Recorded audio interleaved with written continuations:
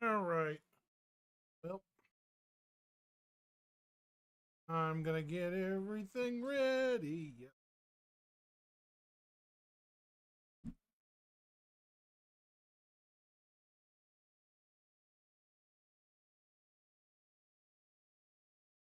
Do not know.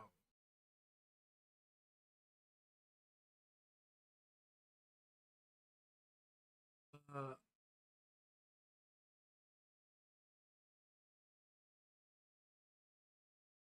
all right, we're about to get started on.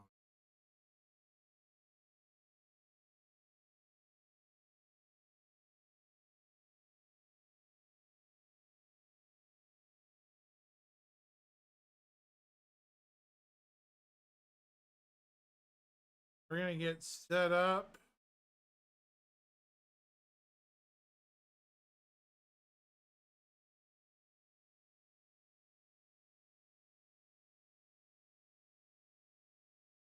Just a second, chat. Here we go. All right. We're gonna start setting this up.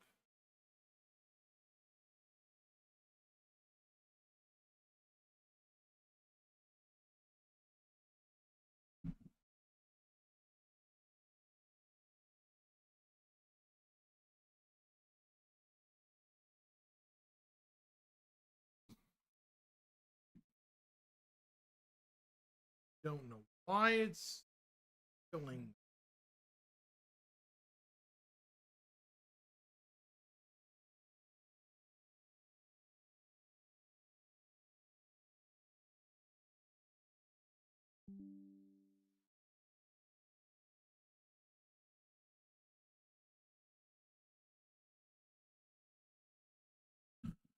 Hmm.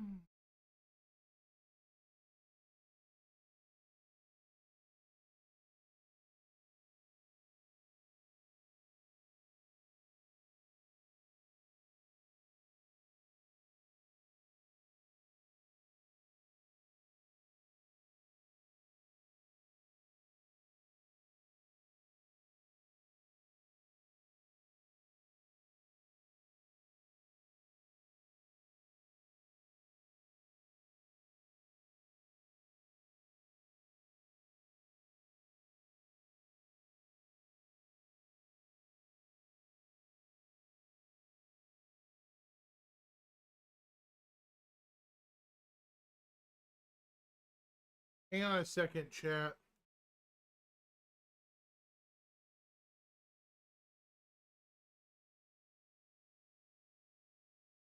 You walk off with that bread in the oven?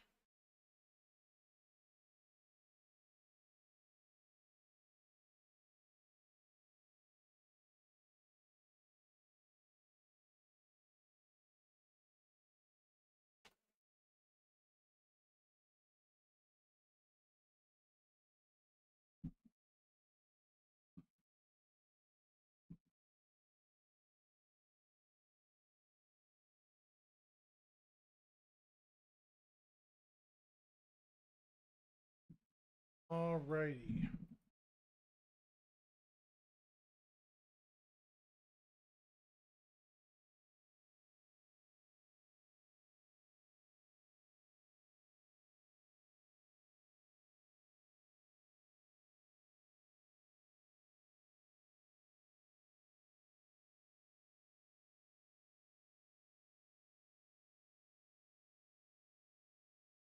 Okay. So,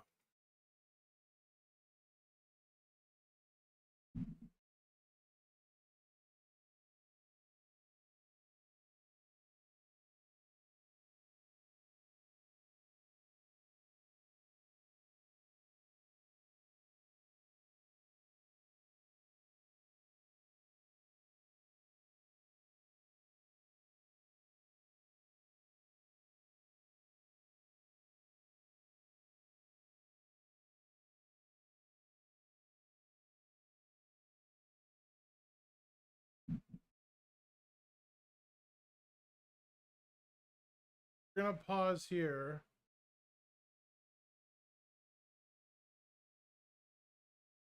And we're going going to start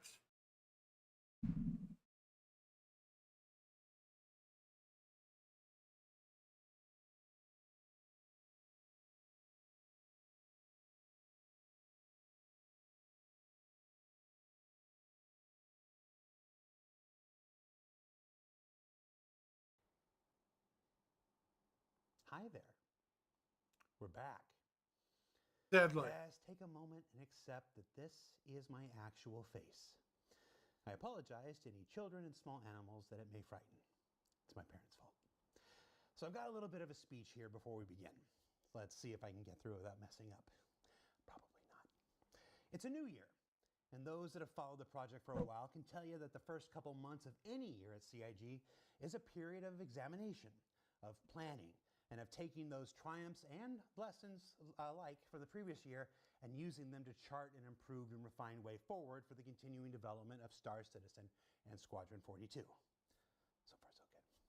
And this year, we've set the focus of those efforts early with December's letter from the chairman, where CEO and founder of the company, Chris Roberts, stated his intention to evolve both the existing patch release cadence and the content within for Star Citizen away from the previous new feature-laden model and into a more content-driven and stability-focused endeavor. So, sitting here right now, what the hell does that really mean? Does it mean that we wave a magic wand and it all gets better in a single monthly patch like last week's 401? No, of course not. Does it mean holding patches back for 3, 4, 5 months at a time and with no new content until there's a perfect release? Not quite, because we still need to make new stuff to feed the beast, and as many of you already know, while PTU and Tech Preview have their valuable and essential uses, they will still never reach the concurrency numbers of Live Alpha. And it is all too often the stresses of that high concurrency Live Alpha that ultimately reveal the true underlying sources of problems beneath for a project like this. So, if patches are going to keep coming no matter what, then what's actually changing this year? So like everything else in Star Citizen, I'm certain this too will continue to expand and mature as we move throughout the year. But in its simplest terms, what this means is pulling engineers and programmers off of a lot of the new fancy feature work they've always been on and putting them on less sexy but more quality of life driven efforts like rebuilding elevators and transit to better work with the realities of server meshing, fixing issues where your hangar eats your ship and your cargo disappears, finally introducing some version of unique item recovery as quickly and as efficiently as we can, and much, much more. It means a greater focus on refining the gameplay that's already there in the persistent universe, and less time spent on continuously introducing the instability of a multitude of brand new features every 3 months or so. It also means a new content and gameplay delivery schedule intricately tied to the introduction of new ongoing story narratives for the persistent universe that allow you as players to reshape the galaxy around you, beginning with 401, and the faction warfare that will change Pyro by the end of this year. So what? No more new features? No. It just means that we're going to continue to work on new gameplay like resource network, crafting, and base building in the background, and do it slower, more deliberately, and with more time to cook. It means these new features not coming out as quickly as originally planned, because the same super talented engineers and programmers that used to be working on those will now be focused on fixing what's essentially already there first. And when these new features are ready to I want to admit, folks, I am a little honestly worried about this approach, but we'll see. I mean, it might end up being for the benefit of the game going forward. I am kind of worried about this approach. I'm already dreading it, just saying, a little bit. do so, they'll go into expanded, dedicated tech preview testing instead of the PU to ensure their functionality and stability. Ultimately, this year is a recommitment to our desire to make Star Citizen a place where everyone can live out their sci-fi dreams, whether they're industrial, commercial, civil, impartial, or controversial, simply about traversal or other people's dispersal, but always universal and hopefully with little to no reversal. And to do so with an ambitious monthly patch cadence, focused on content, not features, that we hope brings with it new places to go, new things to do, and new fixes to the issues that have often hampered the experience in the past. I got cute there for a minute, so I'm just going to explain it again just to be clear.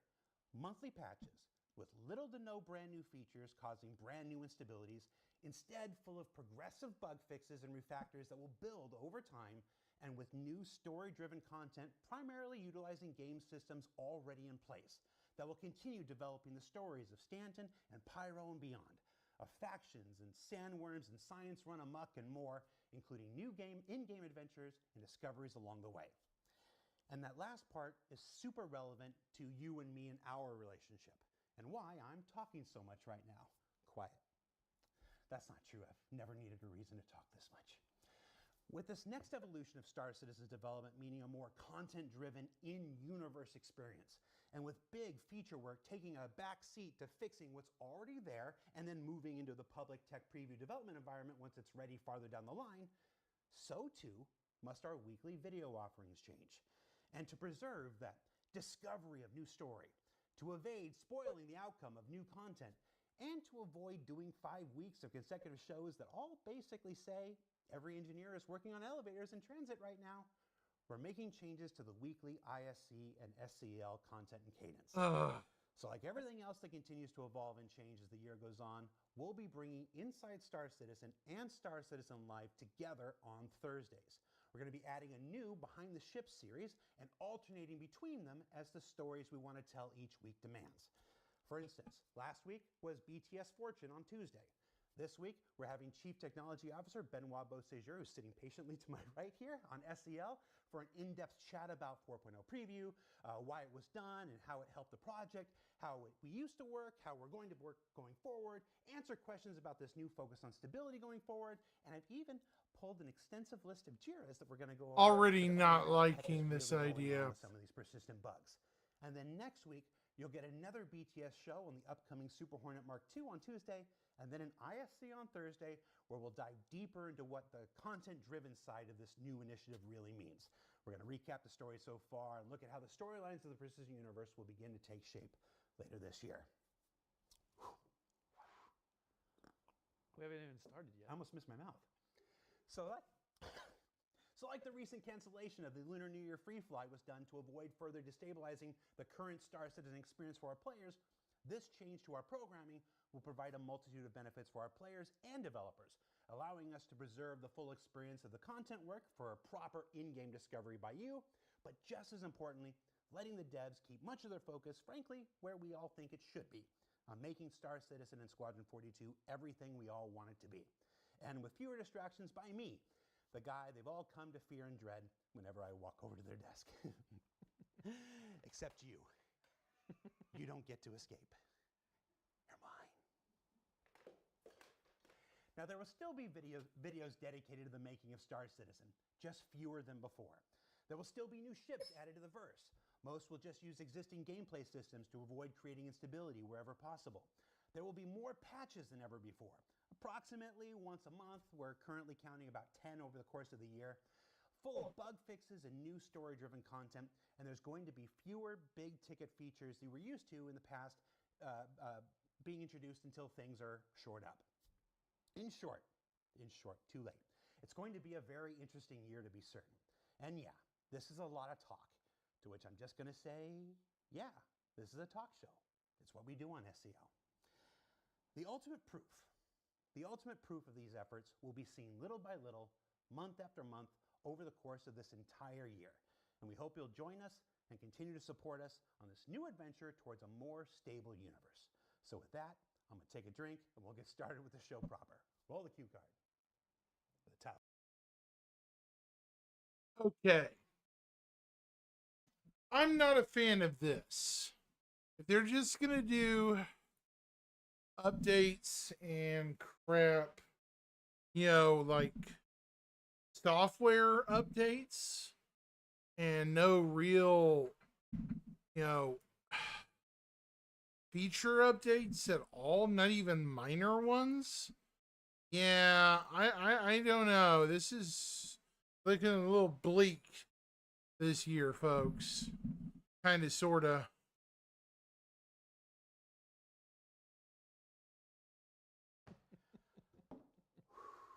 thought about pre-recording it, but I didn't. We're doing it live. Oh, one take Huckabee.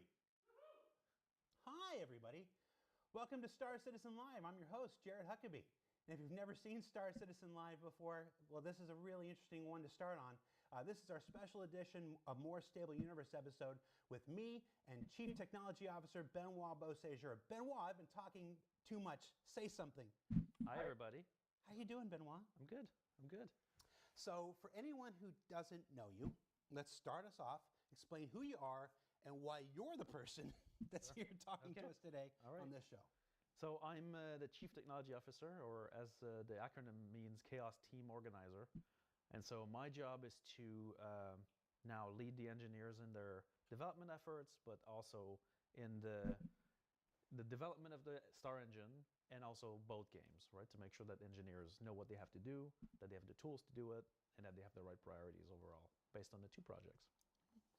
So this show is going to go a bit longer than normal. We're going to break it into a couple different sections. We're going to talk about a few different aspects of development. And then for the latter half of the show, we are literally going to bring up Jira's on my screen, and we're going to talk to him about all the most pressing bugs. Well, not all of them, but many of the most pressing bugs, and find out what the heck's going on. But before we get to that, I want to talk about how we used to work, then talk about this big change that's going into effect this year, so on and so forth. So let's start with the old ways. Let's start back at the end of last year with 4.0 and the 4.0 preview. Over the last 2 months, we've seen a lot of opinions online about how that went and why we did things the way that we did. So you tell us, why did we choose, what did we learn from 4.0? 4.0 was in testing for 3 months before it went to preview, and then we left it on for another month and a half. How did this process go? Well, so during the development of 4.0, there was a lot of new technology coming on, right? So it's a major patch that changes a lot of the fundamentals. Obviously, throughout the year, we've been developing server meshing. We've done tech previews on server meshing. And so getting to the end of that process, basically exiting the tech preview streams, coming back with the 4.0 content, was a major endeavor to synchronize all that, make sure the new content that was produced fit with the technology and that it was working. Even results that we got with the 3.24 release, for example, were completely, obscured by the new content, right? And so at the end of the year, we took a decision to split the two releases, right? So leave 3.24 up. Correct. Put 4.0 in a preview. Correct. Because as we were getting closer to the end of the year, right, and time's running out, what we knew from the integrations is that the patch was not quite ready because we needed more concurrency on it to discover more issues. And we were kind of at the maximum of what our PTU concurrency could actually deliver. And so, but we knew it wasn't ready for a live release because, we want to be fair with our assessment of where the patch was at. We knew there was some egregious issues that we have yet to discover. I'll talk a bit later about the fog of war of crashes. And so we decided to go with the lesser of known of the two problems, which was leave 3.24 live for players to enjoy it in a stable release, right? But at the same time, give them access to a 4.0 preview. Now, Okie dokie. since we had taken the decisions months ago that the 4.0 patch was going to be a full wipe, that gave us the ability to basically preview the patch, but allowing you guys to keep your persistent progress in the preview as we move up to, at some point, bring 4.0 on the live environment. So overall, I think that was a very difficult decision to do this option for us, but I think it was the best for the project because it allowed us to de-risk a little bit the .0 initial release, which had a lot of issues even during the preview. A lot of the Skeleton Crew teams worked throughout the break to actually document, hotfix some of those issues as well, and help players that got into weird situations, and start the ball rolling for the year with already important fixes to the underlying technology. So 2 follow-up questions to what you just said. You said that the clock was ticking. Yeah. What clock? Did 4.0 have to go out before December? that itself is a decision that was questioned Sure. by many people, internally and externally. What is this clock you were talking Well, in this case, it's like our project is different from other game projects in that we need to release the code at some point to be able to move on to bigger projects. And the PTU is a great process for us, but it does have its limits. At some point, we gain nothing from additional PTU builds because things function well at that level of concurrency, and we need way more concurrency to go up. Even when we plan patches, we know at which moments in the PTU we'll have concurrency, and we try to maximize those. For 4.0, we kind of ran out of gas of like attention, and so we needed to get this additional hump over the edge to get the technology out, bigger concurrency, and the ability to fix it in order to then plan for the release.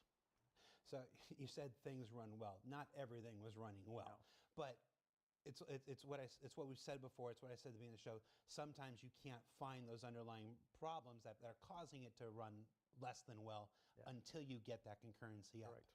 So to that end, wouldn't it have made more sense to just take 324 down and force everybody into 4.0 like we've done every other December in the past? Right, that was our typical decision. Typically, was to just go for it. Right. In this case, I think shows a change of mentality, which is that we're trying to respect our live environment a bit more, and so the decision was taken to just allow players to keep playing 324 as even a fallback or as their primary play environment if they preferred. While you could jump on the preview experiment and then just see, try the new content out, but then always have your stable experience to go back to. But realistically, Sure. and for the next couple of hours, you're going to get a lot of questions. I know, sure. Who in their right mind was going to log into 324 with 4.0 sitting right there? Like who drives up to Disneyland Sure. and with Disneyland right there goes to California Adventure instead? Like, did we actually? Was anything gained by doing this, really? Yeah, like overall, throughout the break, right, during the 4.0 preview, there was actually a fairly large contingent of players still playing 324.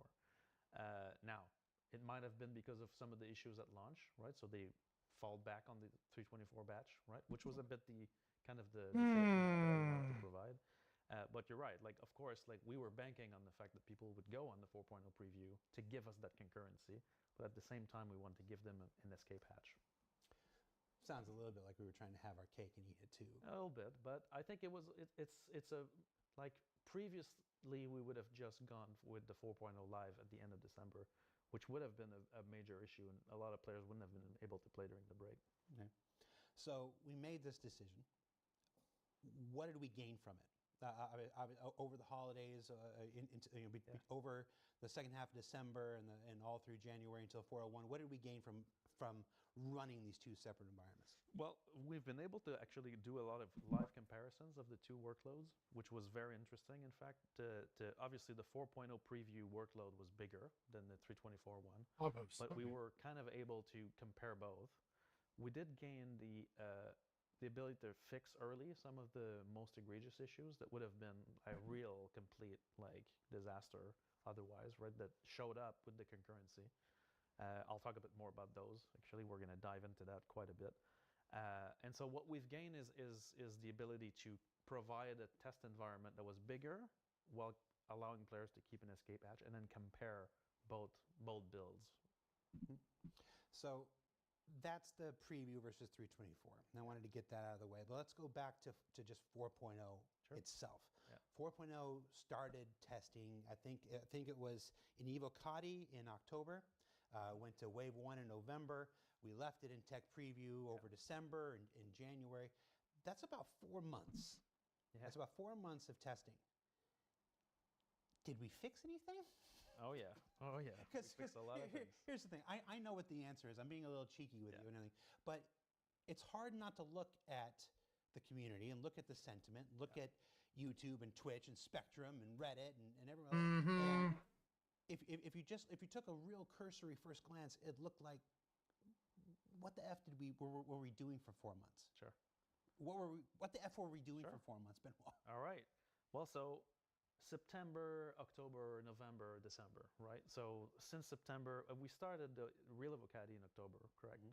And so for these 4 months, the majority of the development was aimed at finishing the features to make sure that they were server meshing compatible.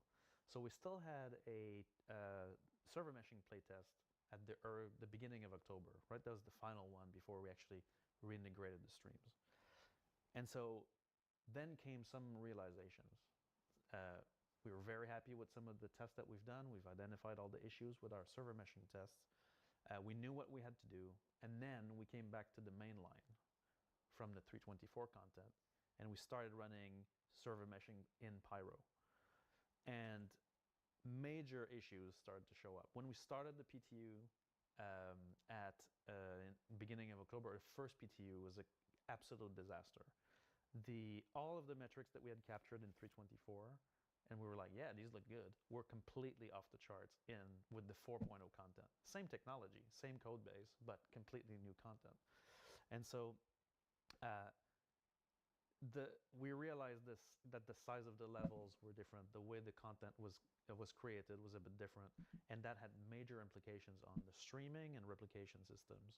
And so if some of you guys were part of the first couple of EvoCaddy builds or large PTUs in October, the network performance was absolutely horrendous because, and I can jump into an anecdote. I do have my notes because we've got a long show to go through, so I'm going to be referring to some of those. But basically, there was a new change in the engine where we tried to optimize some of the way we deal with streaming radius.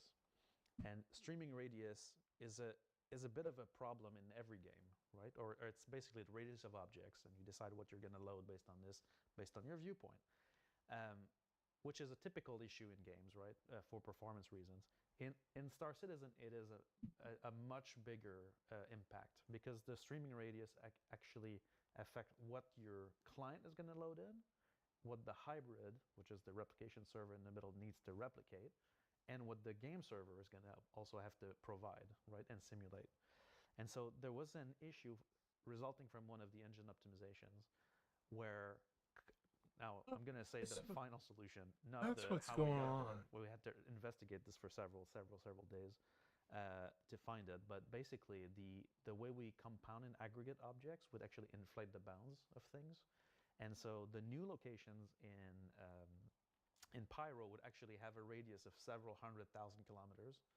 And so basically, what the result was every game client in Pyro was basically binding a very large part of the environment.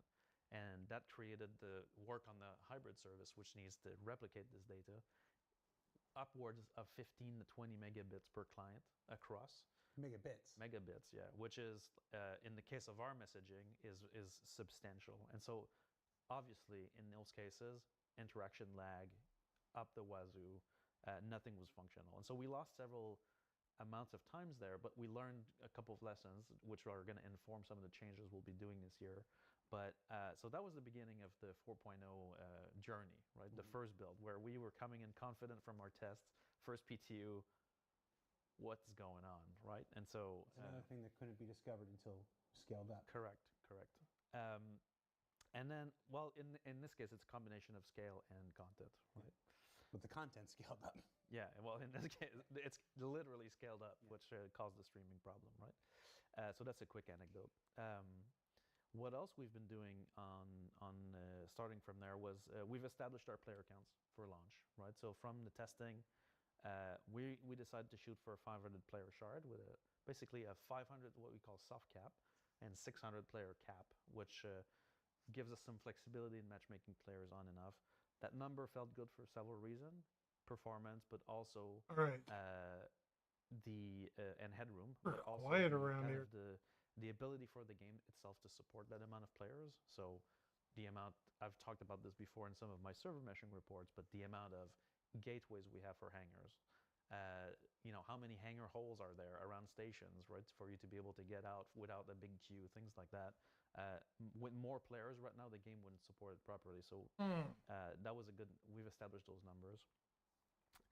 And then the team set up to finalize the latest elements that we've identified during the test to launch. So I've talked about network bind optimizations before, so that had to be completed. So this was a full, solid month of work to keep optimizing the network bind so that we Okay. stopped having these quick stalls. Mhm. That was a very large one.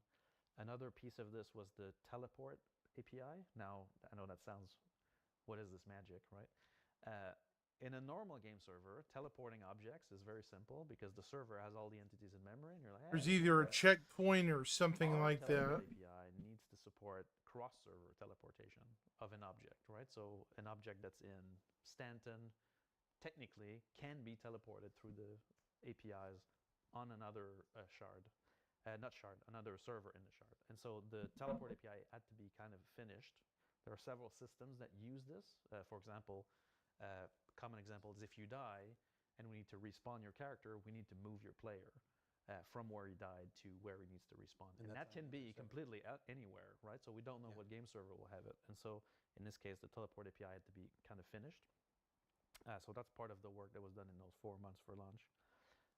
The other one was the territory configuration. So if you followed the development during the last couple months, we went at some point from the typical small shard of like 2 servers and 400 players, and at some point we exploded the size of the shards. That's because our new territory configuration came into play, and that's how we were able to experiment and come to the final level of the shards that we have now, which is basically we have 5 servers on each side of the star system. So each star system has its own space server. We call it space server for now. It's just a cool name because they treat the open space and the jump gates.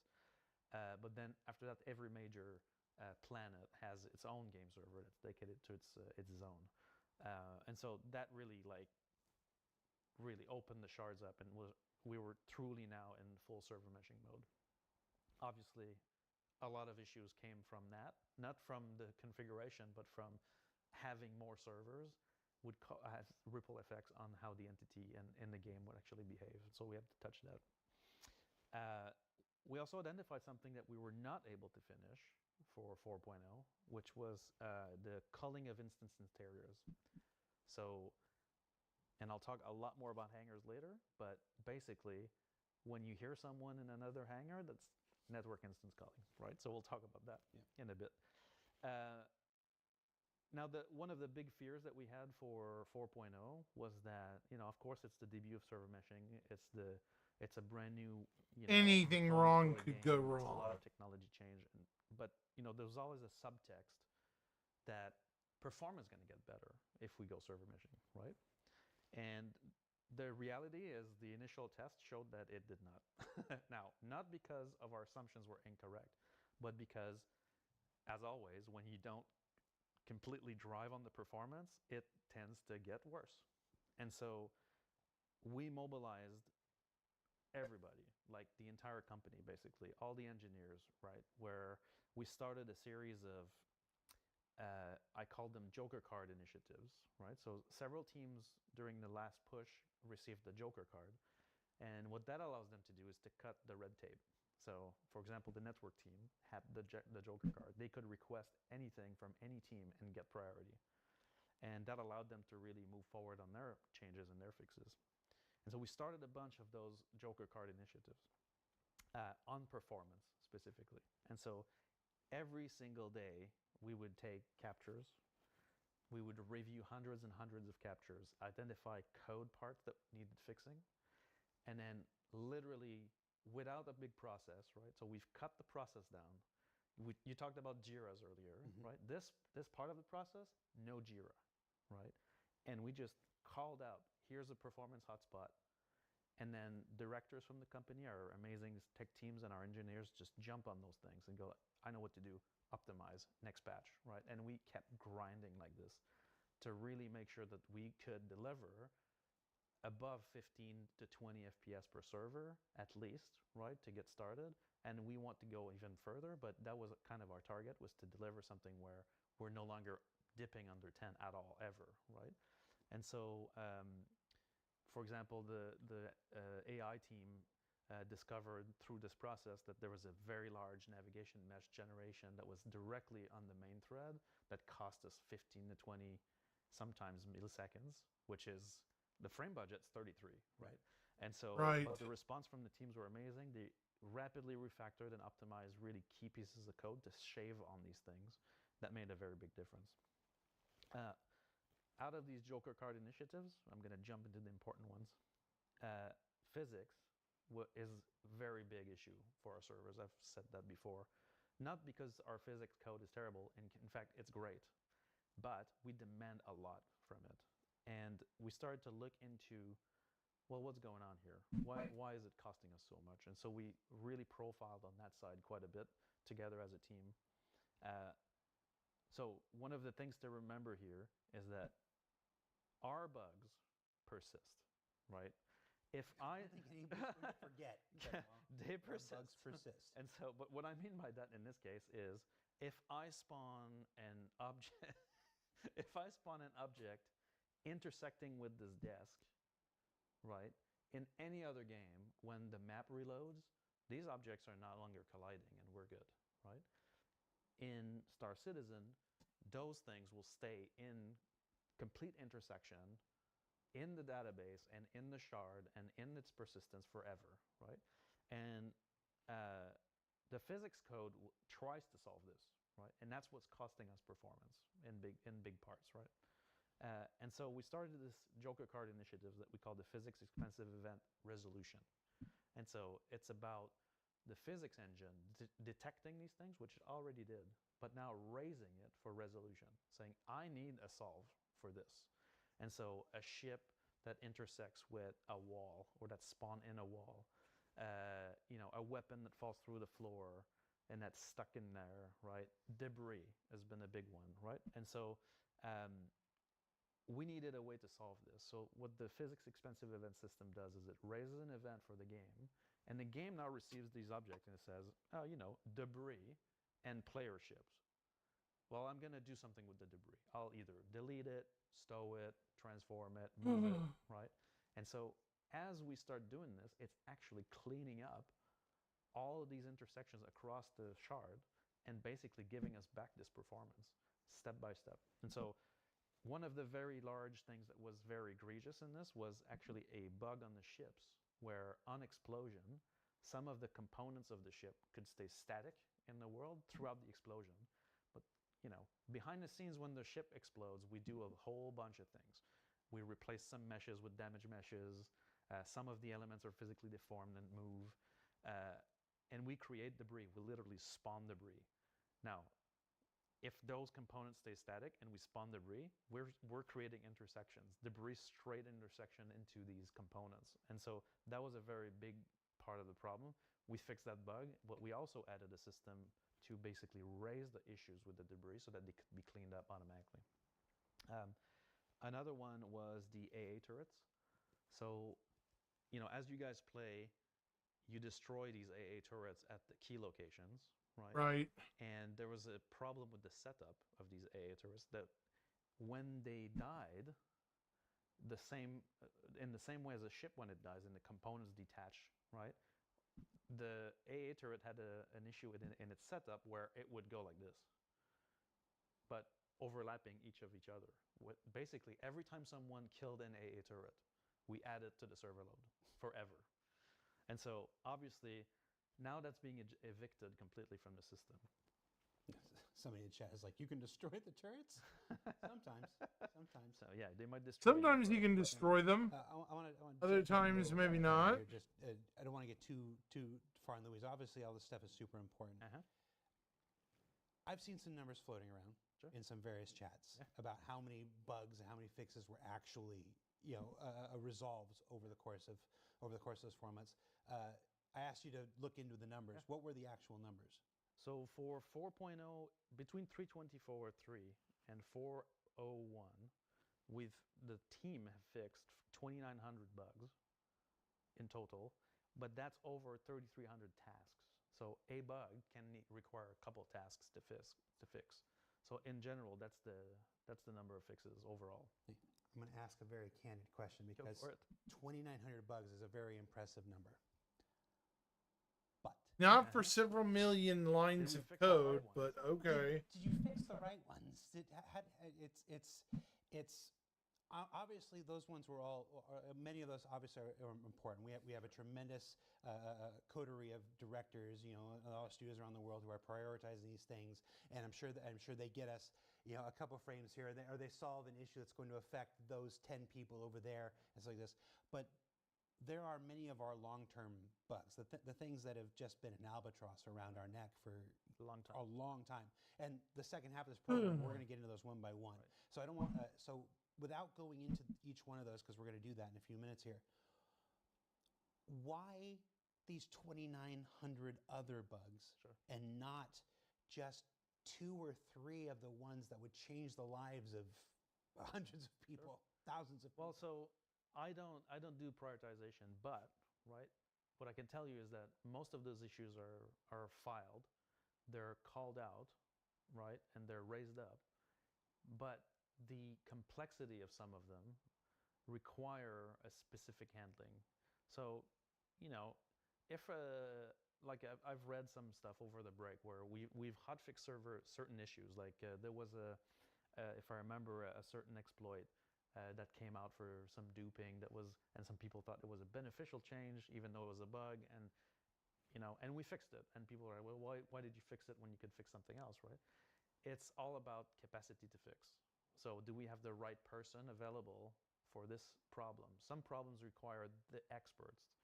Our manpower is extremely specialized. And for some of the older systems, it's even worse. I call those the sandworm kind of feature, where basically, I've called them out before, but ATC, ASOP terminal, hangars, and transit are 4 of the systems that are always, I'm just going to do a quick change. Never happens. Never a quick change in those systems, right? Yeah. And so... I want to jump in here. Yeah. Uno Mas in Twitch chat is yelling in all capital letters, "You are the experts!" True. One of the things that if you watch any of our programs, I love those people. Do this for a decade. They're so funny. Is that not everybody works on everything? Sure. Not everything. Kian is great at this. Doesn't know crap about that. Paul is wonderful at this. Would be as lost as I would be tackling this other thing. Paul? There are a finite number of experts that are available on any one thing. And like we talked the last time you were here, the folks who made ATC aren't here anymore. So ATC has been one of those features that had rotted, and there was always there's this terrible Sophie's choice, and we have a section about how these choices are made here, where it's like, okay, we can take someone like Kian or someone like Paul or whatever and put them on this, but they're going to be on this for 5 months because they've got to start from scratch. Right. Whereas they could fix 15 or 20 other issues in that same time. Right. And you're like, well, and this constant calculus of, is that one worth the weight of those 20s? And it's not a situation I envy you or anybody else. You said you don't make the prioritizations. Right. You're in these conversations along with everybody else. Yes. You mean you don't make them alone? You're not the sole person who gets to decide. Yes. And so like this, it's like many things are done in a committee because everybody's got their perspective, everybody's got their priorities, everybody's got their idea of what they think is the most important. Right. I've been in chats where Chris will say this is the most important, and Aaron will say this is the most important, and Jens will say this is the most important. And you're like, well, no, this is the most important. And we have the same conversation that the backers have, just 3 weeks earlier is usually what I say. So it's prioritization and also having the right resources and having that right resource available, because sometimes the right person for that is also the right person for this, and they've been in this for 3 months. Right. And to pull them off of this right now would be devastating to that, because then you get tech debt and that begins to rot. And it's like we sit there. There are so many times where I've been in meetings or sit in chats and just ground my teeth, because we all know what needs to happen. We all know that thing needs stuff, but there isn't the resource at the moment to go and do it.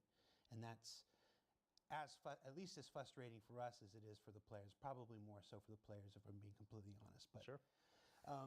No, but you're right. It's all about having the right people for the right issues at the right time. And historically, if we're being frank, we've been focusing more on the features. You've been focusing more on the new stuff. Correct. And I think that what Chris outlined in his letter for the chairman is really the direction we want to go, which is to bring back those experts into helping us fix the things that affect the players day in and day out. So let's start talking about the letter from the chairman now. Sure.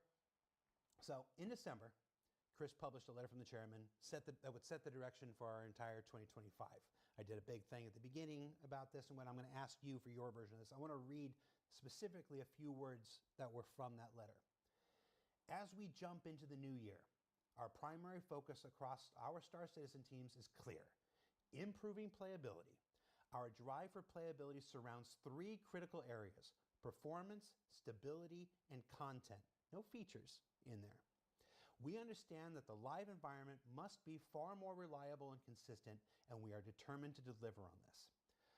The sentiment many of you have shared, and one we wholeheartedly agree with, is that if the current game, as it stands today, ran smoothly with fewer obstacles and bugs, it would provide an unparalleled experience. Over the years, we've experimented with different approaches to improve quality of life and tackling tech debt. However, the ongoing challenge has been balancing these efforts alongside the introduction of new features and technology. So, in testing new features within the same pipeline as content, it's led to a bunch of intended ripple effects, creating instability, hindering performance, and impacting overall gameplay. In some cases, new features that are not fully mature have delayed the release of content or caused blockers that impact our progress. This has prompted us to reevaluate our approach to feature and content rollout, focusing on steps that we can take to bring the game to a better state while maintaining steady delivery. And that's the end. That's the last I'll read from this stuff. So Sure. I just got done at the top of the show explaining what that means in my words. Right. I want to hear what that means in your words. What are we actually doing to put those words into effect this year? What are we actually changing? Stage one is we're committing more resources to fixing issues that affect the live environment, but also that are reported by players.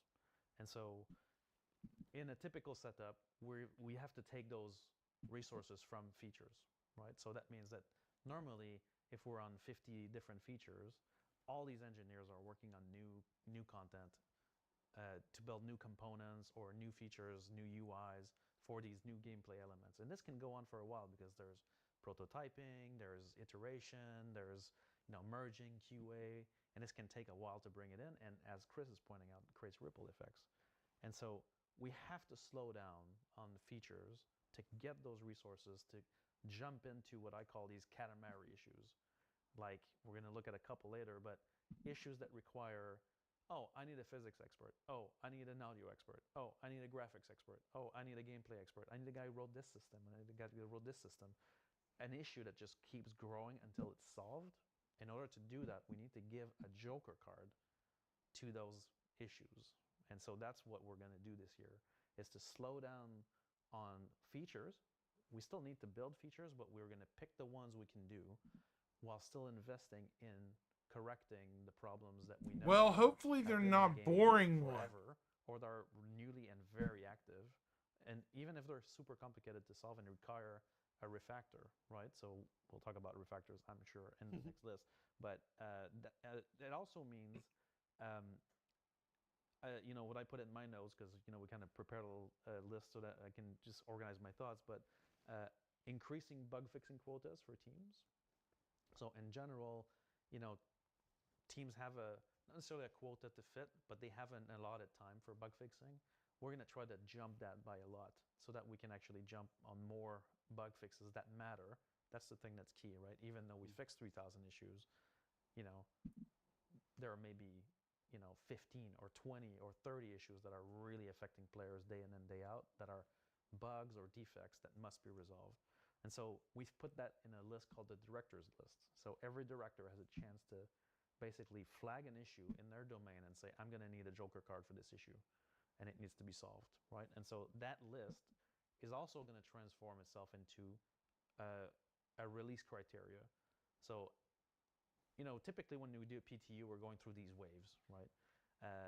The process at which we go to the next wave is always a bit, It looks good. We look at metrics. We look at disconnects and stability in general, but we don't necessarily look at quality of the game specifically because we're in development, and so it's always been a bit different for us. But I think that we need to change this process for us to move away from being an alpha game.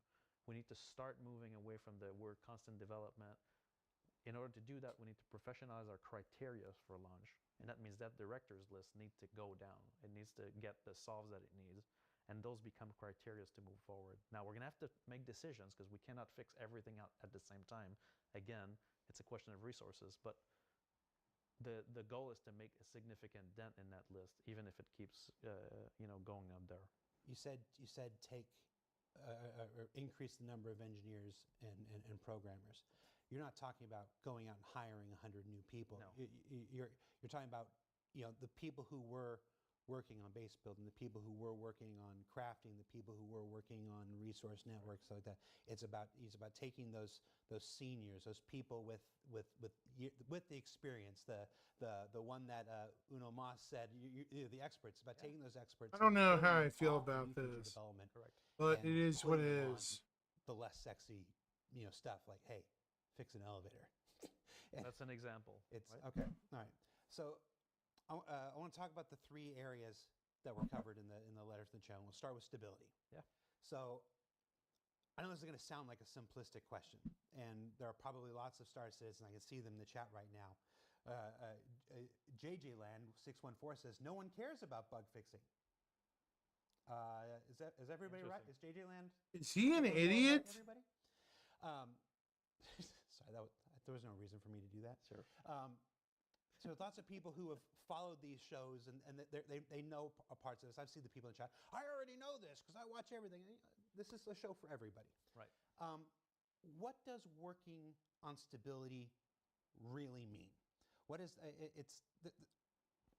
we've had a lot of platitudes here, and Sure. platitudes are necessary. They're helpful to explain things, but translate this into real world shit for me. Right. I use my one swear. What does working on stability actually translate into as far as action goes? Well, it translates into aggressively monitoring what we call internally stability. Covers like some of the very simple metrics, like do servers crash, right? Or do hybrids crash? Do clients crash? And together, do these cause client disconnects, right? And so all these metrics go into what we call basically stability, but it goes further than that. Those are just basically the indicators, like the big level indicators. What stability is like things like bare bone things, like are you able to successfully connect to the game? Can you log in? Correct. Can you do successful interactions?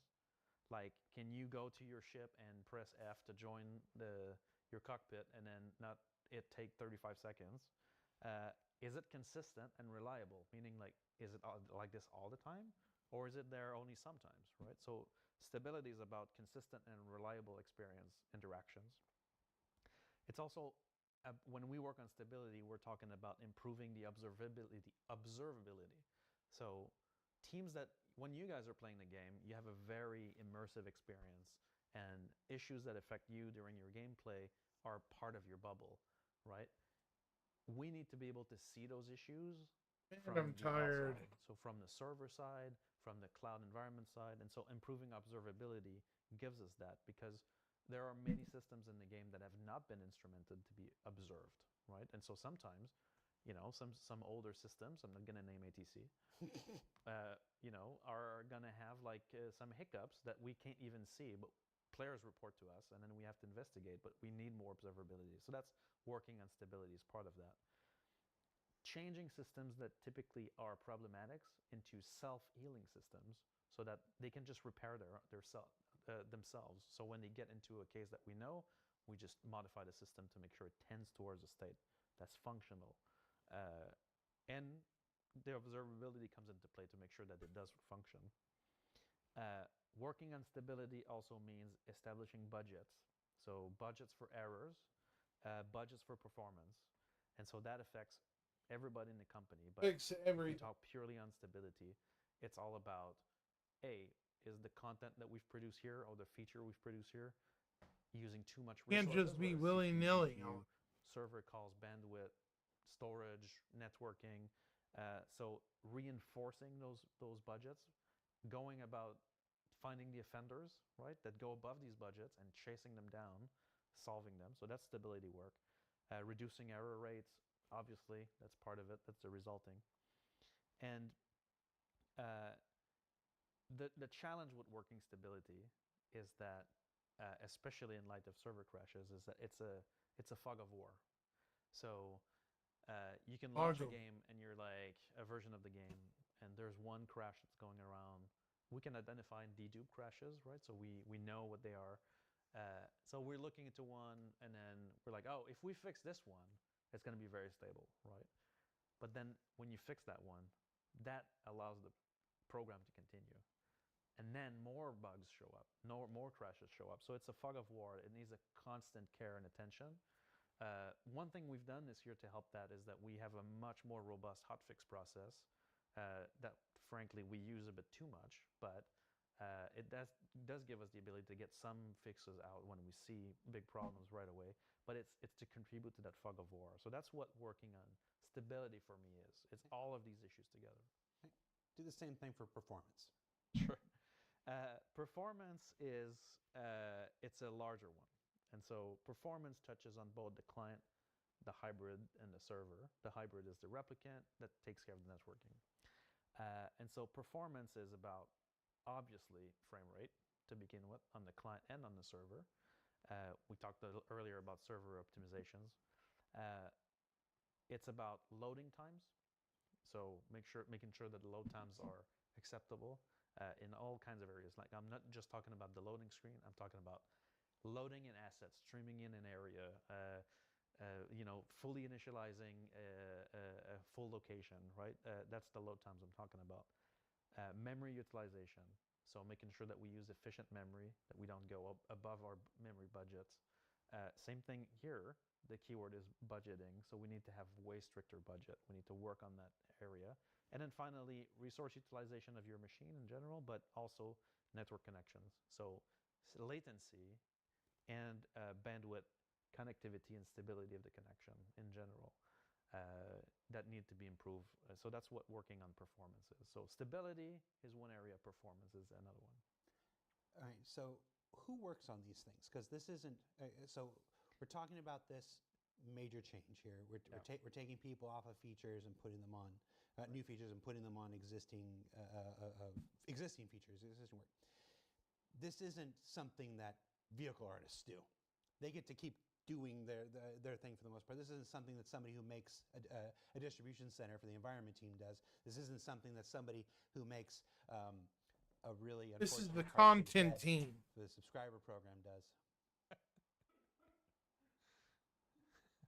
It was performant.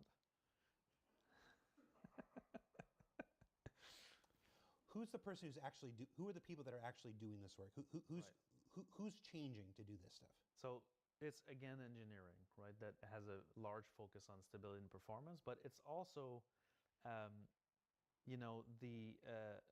we have a team, an online team that takes care of what we call site reliability. So these guys are definitely the first watchers of all these metrics, and these guys will call out issues that we need to solve, right? And then they will loop in engineers. And so that's the core of the people working on this. But I kind of want to push back on what you just said about, like, oh, the guys on the ship team don't have to do performance, right? Which I think that sometimes the way things are made in the game have a very big impact on performance, right? I can give examples, but like areas of levels that are created with hundreds of entities, right? Instead of using like a bare minimum, or there's techniques to use where group merging certain objects need to help reduce the actual effective size of things. So the teams on content are also kind of on the hook for performance, less so on stability, but they're on the hook for performance. And so they're not totally free, but they are less in the line of fire, because typically an engineer is needed to identify a problem first, and then it might reach a content team depending on what the issue is. Okay. What's the difference between an engineer and a programmer? It's basically the same thing almost. Why do we use both terms? I don't know. I think it's when you use programmer when you talk about a coder, and you talk about an engineer when he's got an architectural approach to it, I guess. But they're very similar in my mind. You know, Sounds like full of shit. yeah, a little bit. But You're not going to count that one. where's the jar? You need a drink. You're talking quite a lot. Yeah. All right. So let's put things into motion now. Yeah. It's 2025. We've got our mandate. We've got our directive set for us by Chris Roberts. We touched a little bit about prioritization and delegating responsibility. So I want to talk about this. It's no secret that anybody who's watched my stuff for years knows that I like to have the conversation that no other game company would ever dream of having. And there's nobody from another game company that would sit here for 2 hours and answer these kinds of questions. So thank you. I want to talk about delegating responsibility. Let me think about how I want to put this. Obviously, we have a lot of talented engineers and programmers across all of our studios. But some are juniors and some are seniors who have all their own specialties and aptitudes. How do we decide who works on what? Because when I look at, if I were sitting on the outside, and I used to, Sure. if I were sitting on the outside, I would look at some of the decisions that have been made over the last couple of years. Elevators have been a plague forever. Yeah, really. The transit system has had a refactor or two in the past and whatnot. Those were all before server meshing, which will now require another one. If I were sitting on the outside, I would look at this and wonder, what the hell are they thinking from time to time? Sure. Why? So I would like you to talk about how this process is done. I know you said that you're not the one solely responsible, but you can speak to this process and how this responsibility is delegated, not just to what bugs get worked on, but who works on this stuff. Talk to me for a bit about this. Well, so it's an interesting problem, right? Because fundamentally, all these talented programmers and engineers are human beings, right, behind it, and so they Even Paul?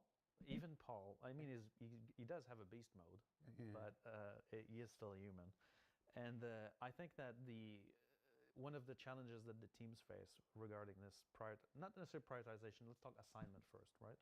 Is there's a certain level of ownership, right? If I wrote a system, then I own it, right, in a way. And then further iterations or bug fixes on this thing, I will be the best qualified to do it because I know the code. Anybody else that needs to go in this code is going to have This is the longest SCL I've ever seen. a little ramp up, right? And sometimes we can't pay that ramp up, especially at the pace at which, I keep saying that in our projects it's different. Typically, we don't release a game before it's in a better state than Most games don't run a live Correct. game environment in the middle of their development. Exactly. And that, I call it the cost of shipping, is what hurts us the most, because now any priority issue for the live patch needs to become absolute, right? But so back to assignment, right? So one programmer writes a system, he owns it, right? So we're going to try to go back to this person when there's bug fixes or items to go to. They're going to have the least on-ramp time. Yeah, exactly. But now sometimes it can happen that that's a junior developer. It can happen that it's a senior developer. It really depends, right?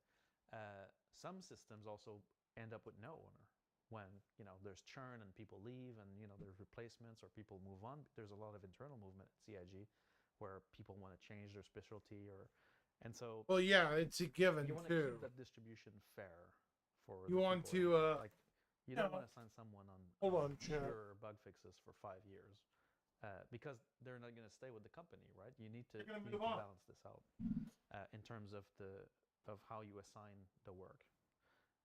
Now, again, I'm not talking prioritization, but assignment, right? Typically, we're going to try to pair juniors with seniors to encourage growth so that these juniors can become seniors and then we can depend even more on them, right? And so that's another constraint that sometimes you need to spend time from a senior on a specific issue to help a junior on another issue. Sometimes you'll have two people on an issue, not because they can make the baby twice as fast, No. but because that's how you train. Oh my that junior God, to become Jared. better. And that's one less person that could be working on something else. That's right. Because this is part of their training and this is their growth. Okay. Correct.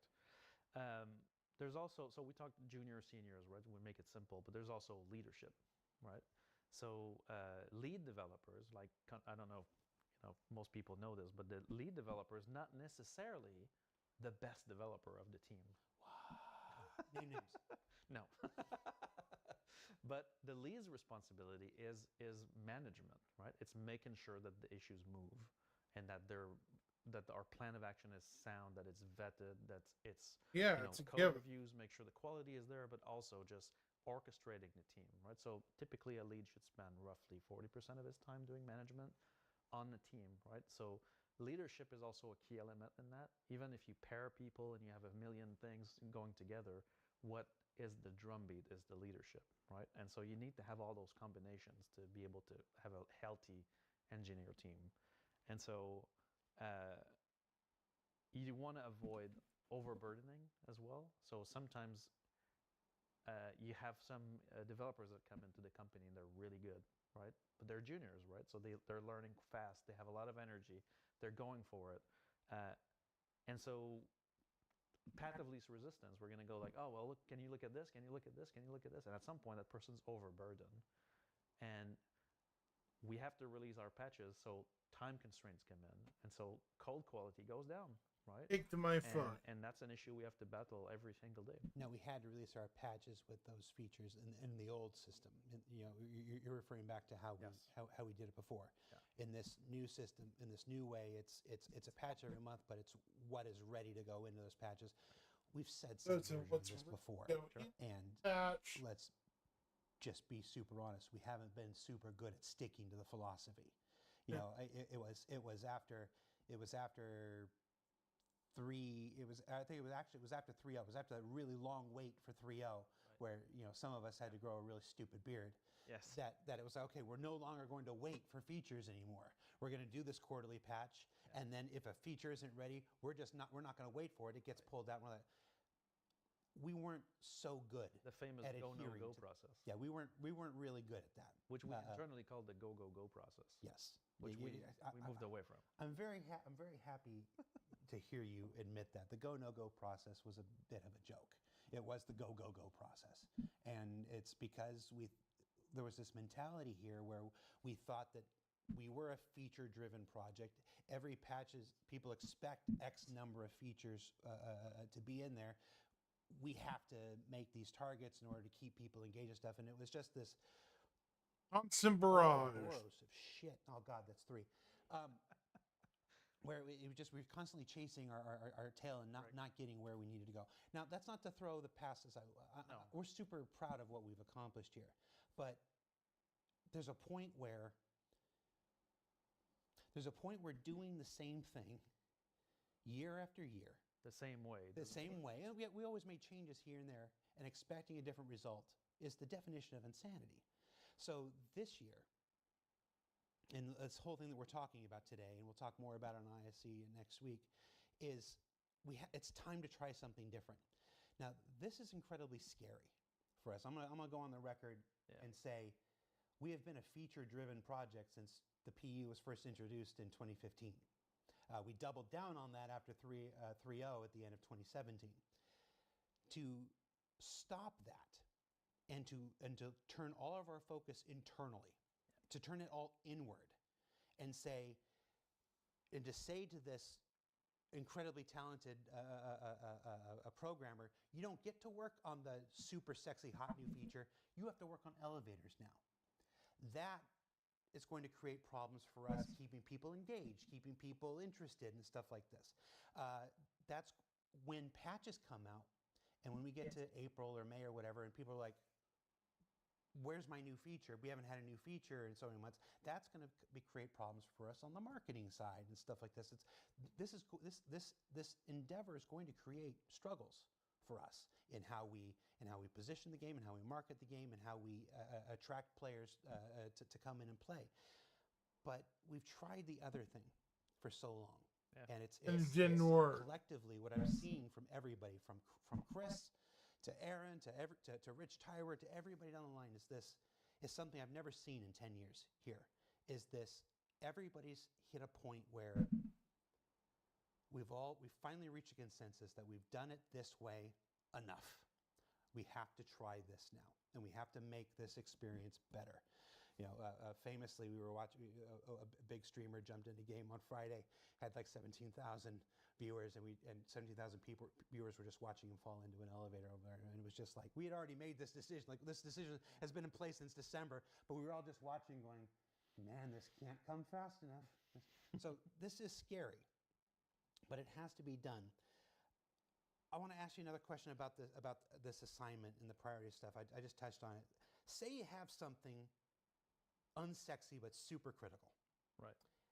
and the fix is a long and tedious process, rewriting the transit system, and it's going to tie someone up for the next 2 or 3 months while they work. Maybe it's longer. Is this something you put on a senior because it's super critical, and then you end up tying that person up for an entire quarter of the year? Or is it something that you stick a junior on because you need that senior doing 3 other things instead? That's a good Is question. this not the ultimate developer Sophie's choice? And is this not what we've struggled Yes. with for Gotcha, the Luna. time I've been here? Let me see if I can How do fix we- it. How are we fixing this now? Well, so previously the answer would have been junior with some support, right? That's what we would have done before. It would have been, no, we can't compromise the feature. This work is important. It's going to be transformational for the PU. This fix or this rewrite, we're going to give a support network around someone that's in the team that's not necessarily one of our superstars, And I mean, I want a team where everybody can grow into a superstar, but sometimes, you have to be in the middle, right? And so the previous setup would have been something like this, right? Where we would give a support network, but the person in charge would have been, not necessarily like the leads and the people that really push the needle, because those would be on transformational features for the PU. The answer this year will be no. We're using our transformational players to come and solve these problems for us because they have to be solved, right? Like we keep talking about transit. It's not, transit has touched 1 million people at CIG, and we've tried to, keep it running for a while. But now it's time to put, a real effort. Yeah, no worries. It, right? Which is to basically take resources from the transformational elements and go and fix the foundation. So we've now called ourselves out on our own BS, and we're now putting everybody where they need to be. How do you decide whether that old feature is fixable or whether it's so far gone that it needs a refactor? Sure. Well, so that's a good question, right? Because sometimes the worst cases like this is when a system or an issue is like almost fixed, right? Where like a developer comes in and is like, oh, I have a fix for this, right? But what we need to do now is also look at these features to answer that question, which is the way the feature or the system was constructed compatible Which volume, Alberto? with what the PU is going to be, or what the technology behind the PU will be? Mine or the a combination of the streaming technology CIG that we've built before that has been a very complicated and complex system, even on its own, without server meshing, and then the systems under streaming and server meshing together. And so there are systems in the game that are not adapted to that approach, right? And so when we look at one of the key problems that we see in the game, we're going to look at the underlying system, and if we need to rewrite, it'll be because, like it needs to be rewritten to take advantage of streaming and server meshing properly, right? Versus trying to patch and kind of cobble it together, right, to make it work. So that's how we make the decision, is really we're going to have to look deep in all these things to decide which ones need. We've already done some of it, like we're calling out some stuff already. Yeah, I literally saw a meeting earlier today where literally presenting every single engineer in the company, and it's like, okay, it's like, and it was a collective effort. It was okay, so it's, where do we put this person? Where do we put this person? I've never seen in the time that I've been here such a granular kind of overarching, okay, no, we need to reevaluate everything. All prior assumptions are done. Let's look at the entire field of players we have. Welcome, by the way, and guys. decide who's supposed to go where best. And like, stop everything, fresh start. That leads me to my next question here. So we're a company of near or over 1,000 people. I can't keep track across the studios in the world, but there's still a limited number of these engineers and programmers in the company. Delegating them between these tasks is hard enough. Yeah, But you've also got this thing called Squadron 42 that's right. over here. And in October, we flashed up a big 2026 on that. Yeah. I was there when I saw the 2016 way back when, and Chad Zamzow spoke for all of us with like, what? Anyway. So we stayed away from pointing at a year for so long, because we grossly underestimated in last time. But now we've done this. So you've got this Goalpost. I was going to say hangman's noose, but goalpost is much more positive sitting here. Yeah. That's got to get done too. Yeah. So what is this split like? Is this just an even 50-50 split? This many of them are on Star Citizen, this many of them are on Squadron 42. Is it 60-40? Is it hard? Is it flexible? Are there Joker cards that bounce between the projects? Does Chris have a veto every 3 months where he gets to rearrange the people? How does this split work? So that's an interesting question, because it is, we are making 2 games. There's some good news, right? Because a lot of the gameplay systems that power the actor, and that power the core of the game are the same between the 2 games. And so improvements on one end result in improvements on the other one, plus or minus the online versions of these features, right?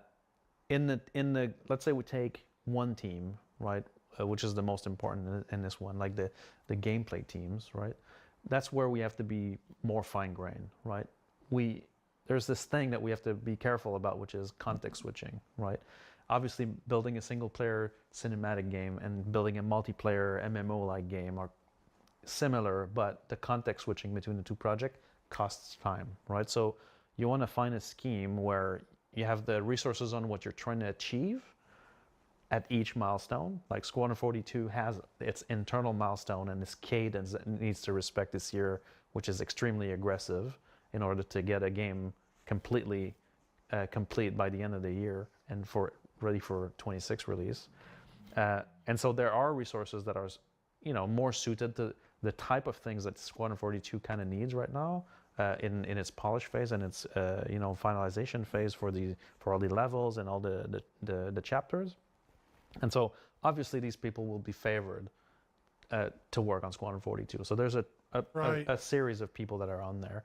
I don't have an exact percentage, but it's not 50-50 because there are also things that are built on the PU that are beneficial on that side. And so the thing that if Jens was here with me, he would say the thing we need is flex, right? And so flex is when we need reinforcements, we can get them, right? And so we have a model now where there are a series of engineers that will work, dedicated to Squadron, but we can flex on both sides depending, right, on the milestones. And the 2 projects have now a cadence that's adjacent, and so we kind of know at every milestone what Star Citizen needs and what Squadron needs, and so we can flex accordingly. Neck to neck and these features are development kind of a lot of those features are similar in both ends, and some of the bug fixes that we need on SC are also needed, right, on both sides, especially actor-related bugs, and so it's a tricky balance, right? Yeah. I hear what you're saying, and it makes sense. And I was in that meeting where Chris and Jens were talking about the need for flex and stuff, and I agree. But it's my first show in 2 months. Maybe it'll be my last one. there's a phrase that comes to my head when I'm listening to you. Says it's this jack of all trades and master of none thing. Now, that's not precisely analogous to this, but if people are bouncing, how does any one thing get done? That's the first question I have there, and I know there's no easy answer to this, but you agreed to come on the show and you agreed to take the uneasy question, so I'm taking advantage of our decade-long relationship and putting you on the spot here. It's absolutely important if this thing in Squadron has to be done because it will unblock 50 other people. So yeah, okay, we'll take those 2 people from Star Citizen for 2 weeks and get it done. And that's a worthwhile use of flex. Sure. And I understand why that exists and why that's important. But how do you keep that from becoming just this, and we just left with this two amorphous blobs that never get finished? Sure. Yeah.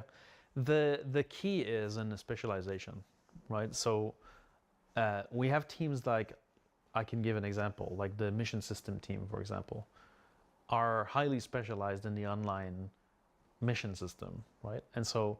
Oh, and Elliot Maltby, don't leave him out. And Elliot, right? The Kid Rock of missions. But this assignment, right? You take the resources that are good at one element that one project needs, and you can dedicate them. You're not losing anything from the other side, right? The flex obviously is there in your extra kind of chunk of resources, right? Every team has like core members and extra members that can flex. And so the idea with this has been to make a plan where we can actually focus on the things that matter, and we pick what we think matters, right? So our player experience team on the SC side helps us, like for the bug fixes that we're going to be looking at in priority, we know what those are. So we make sure those are covered. So it's about not just prioritization and assignment and just blatantly going SC, Squadron, It's really about looking at what do we want to achieve? And on SC, we want to achieve a better playability. And so we're going to commit resources to that. The flex will come only when we ship, right? That's the moment where flex actually happens. So end of milestones. And so the impact at this will kind of be minimal because we minimize the context switch on the key resources. Like leadership is a key part of this. The right leads in the right places make a big difference. Okay. Those ones need to not move. That's the... Yeah, no, it makes sense. It's not a question with an easy. It's not a question with an easy answer, and it's not a question most marketing shills would probably ask their execs live on the internet. But like I said, we're going for it. We're going for it. I want to talk about one more topic before we get to a topic that I've listed in my notes as persistent buggyverse. Right. And that's Alpha 401. So last week was just last week, right? Yeah. We released Alpha 401.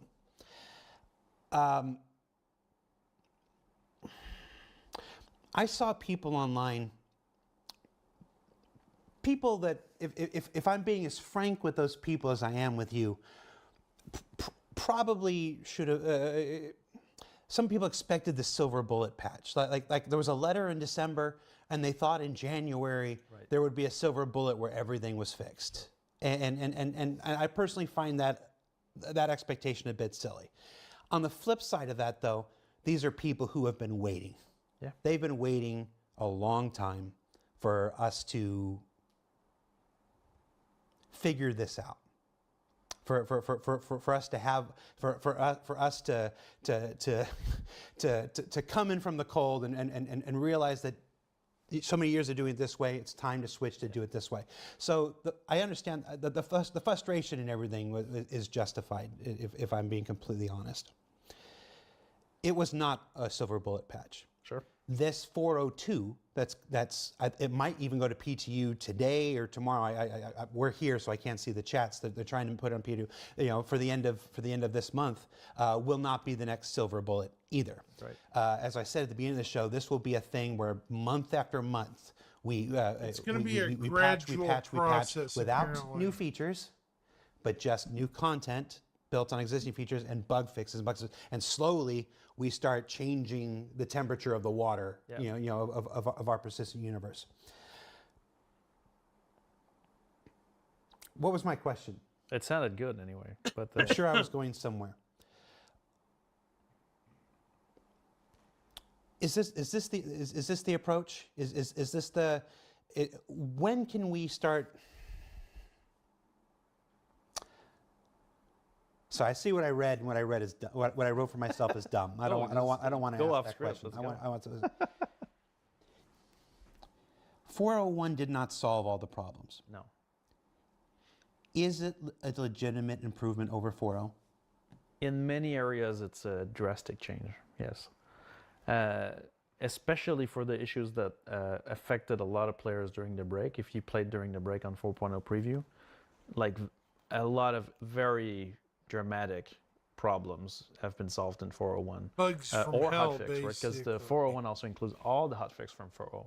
So it is fundamentally, a better patch, but Still not great. it regressed in key areas that are very problematic. Yes, I'm looking at a chat right now. Very. Drastic. Yeah. With Yes. with a yes. lot of emojis. From the observability standpoint, right? Not from the. I think that in terms of the forward-facing elements of the patch, that we have regressed in 401, but from the infrastructure level, we have actually made a step forward, and so it's a 50-50 one. It's a 2 step forward, 1 step back kind of thing. I would say so. Yeah. And the 1 step back just happens to be the part that the players see. Correct. Yeah. Okay. I know there's we're about to jump into this. The buggyverse. Just I want to.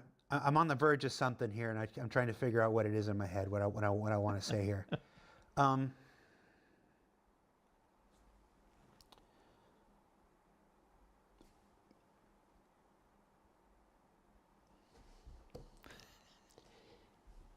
Brain's fried. I guess what I really want to ask is, okay, it's not going to be in one patch. It was never going to be in one patch. Any expectations that it would be in one patch or 2 patch, frankly, a bit silly. But we're all, when I say we're all, I mean not just the people who play the game. I mean the people who make the game too. We're all frustrated. Yeah. We're all tired. We're all exhausted of logging in and seeing people stuck at one in position and seeing elevators not showing up and people falling through trams and stuff like this. It's not going to be one patch and it's not going to be 2 patches. Maybe it's 3, maybe it's 5, maybe it's 7. I guess the question I really want to ask you before we move into the Jira section here is this plan going to work? I think so. But what it needs, right, is, and I think Chris's letter kind of sets the commitment. That's what we needed, right? Going from the previous way of making the game to this new way, like a company of our size takes time to shift gears and change direction. And so even though you're like, okay, guys, this is our focus now, reorder priorities, assignments, it takes a while before it actually takes form, right? And you need the people in the teams to really grasp what we're after, right? In terms of increased playability, what it means for them in the day-to-day, right? And I think that we have the commitment from the leadership to change this, and we have the means to do it. So in order to support this effort, right, it's not just we're talking about priorities and orders, and that's one part of the puzzle. But what the other part of the puzzle is to make sure these teams are properly supported to do this, right? It's in paying the tech debt that's been plaguing the project for a long time, that we've been kind of dealing with, putting in the corner, right? Tackling some of it, but then, letting it build up. And I think that we need to attack that head on. And to support our teams, it's about helping them improve the output through better process, better pre-submission checks, better validation, building the tools that will allow them to have confidence that when they put a fix, that it's fixed, or that when we say a bug is fixed, that it is fixed, which is, let's just say that it's been an issue, right? No. Yes. Yes, no. Many have been the times where I've seen everybody from you to Chris to Jens in the chat saying, they read a report on Reddit or they see something on Twitch or YouTube and they find the Jira and the Jira says it's fixed. Yeah. And it's like, I thought this says it was fixed. And that happens for a lot of reasons. We've talked a lot about how there are multiple causes for the same outcome. And yeah, that cause of that outcome was fixed, but now we've just exposed a second different cause for the same outcome. It's frustrating. We're doing a lot of the problem is Jira. Somebody in the chat. We're doing a lot of talk here. And we still got some more talk to do. The proof will ultimately be In the action. Correct. In the month after month, patch after patch. There won't be a patch every single month. Like I said, we're currently looking at about 9 or 10 on the schedule. We actually have a meeting tomorrow where we're going to kind of hammer that down and have a better idea. Certain things affect the patch cadence, but more patches this year than any year prior, but with less of the feature work, far less of the feature work, and more of the content and the bug fixes. The content that doesn't require new features. Like somebody in the chat was just saying, do less events. It's not the events that are problems. It's the events that are built on new features. Like I was about events built on existing feature work and stuff can still be fine. That's part of what we're looking at. So like this. The proof is going to be. It's going to take this year. Ultimately, it's just the product, right? That's the thing that counts. Is what's the output, right? Does the output get better? Are we still dealing with the same problems that we've seen before? Did we actually solve any of those issues, or are we still going to look at, interrupted missions or any of these bugs that are plaguing us, right? And I think that's the key, right? And that's how we should be measured. It's in, does this new method work? Is the product improving? Right, and its quality. Yeah. Kid Casper, first-time chatter, says, did a dev ever play Siege of Orison? Yeah, Siege of Orison is a great example of an event that took substantial feature work. And the feature work that was underneath it was the stuff that was not ready for prime time. It's not exclusively the idea of an event that's bad. It's how you build the event, whether you build the event on current existing proven technologies or whether you try to do something crazy. And we're still going to try to complicated explanation. Let's be real. I've been here for too long to sit here in front of everybody and say we're going to stop trying things new. That's not who we are. We're going to dramatically reduce the risk. We're going to dramatically reduce how far out over the edge with new things that we do.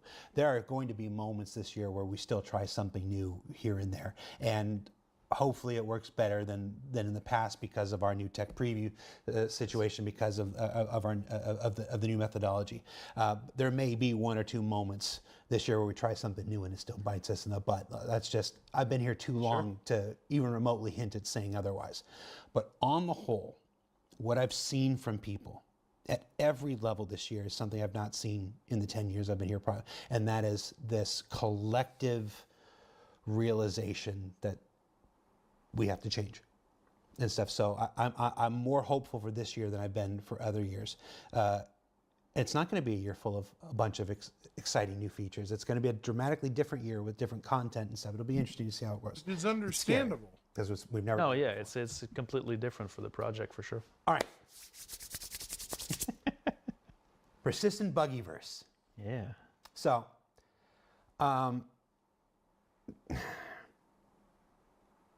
so it's not all going to be fixed in 1 or 2 or even 3 patches. But if I'm allowed, I think I can speak for everybody in the community when I say what the F about some of these long-term issues. So these long-term existing issues that have plagued the game since 3.24 or longer. So I got together with folks from the community team, Tyler and Lenny and Freya and all those folks. I got together with people from the player relation team, Bayer and his folks and everything. And I even got a few of these from Chris Roberts himself. There you go. I got a list of issues that I want to ask you about and get some status updates on. Sure. This is basically the part of the show where I hold your where we dive in. butt to the fire. Sure. You ready? Yeah. So In no particular order. No, Hang on. there is an order. Hang on, before we start, right? So I'll be the messenger here. So we did a little prep, right? We looked at a couple of these because I needed to prep. Unfortunately, I don't know everything. You don't know the current status of every single major bug in the game, Benoit? No, I do not. I wish Get I out. did. I mean, that'd be great. But I did do the scavenging hunt to make sure that we got at least an update on most of those. And so that's, we'll get out of it. All right. Go for it. I want to start with server and shard instability. Yeah. Now I'm just going to read my notes here. We've got frequent login issues, including being stuck at position 1 in the queue for extended periods, shard locks, the servers becoming unresponsive or dead with players extensively discussing strategies for finding working servers, often relying on joining friends' instances.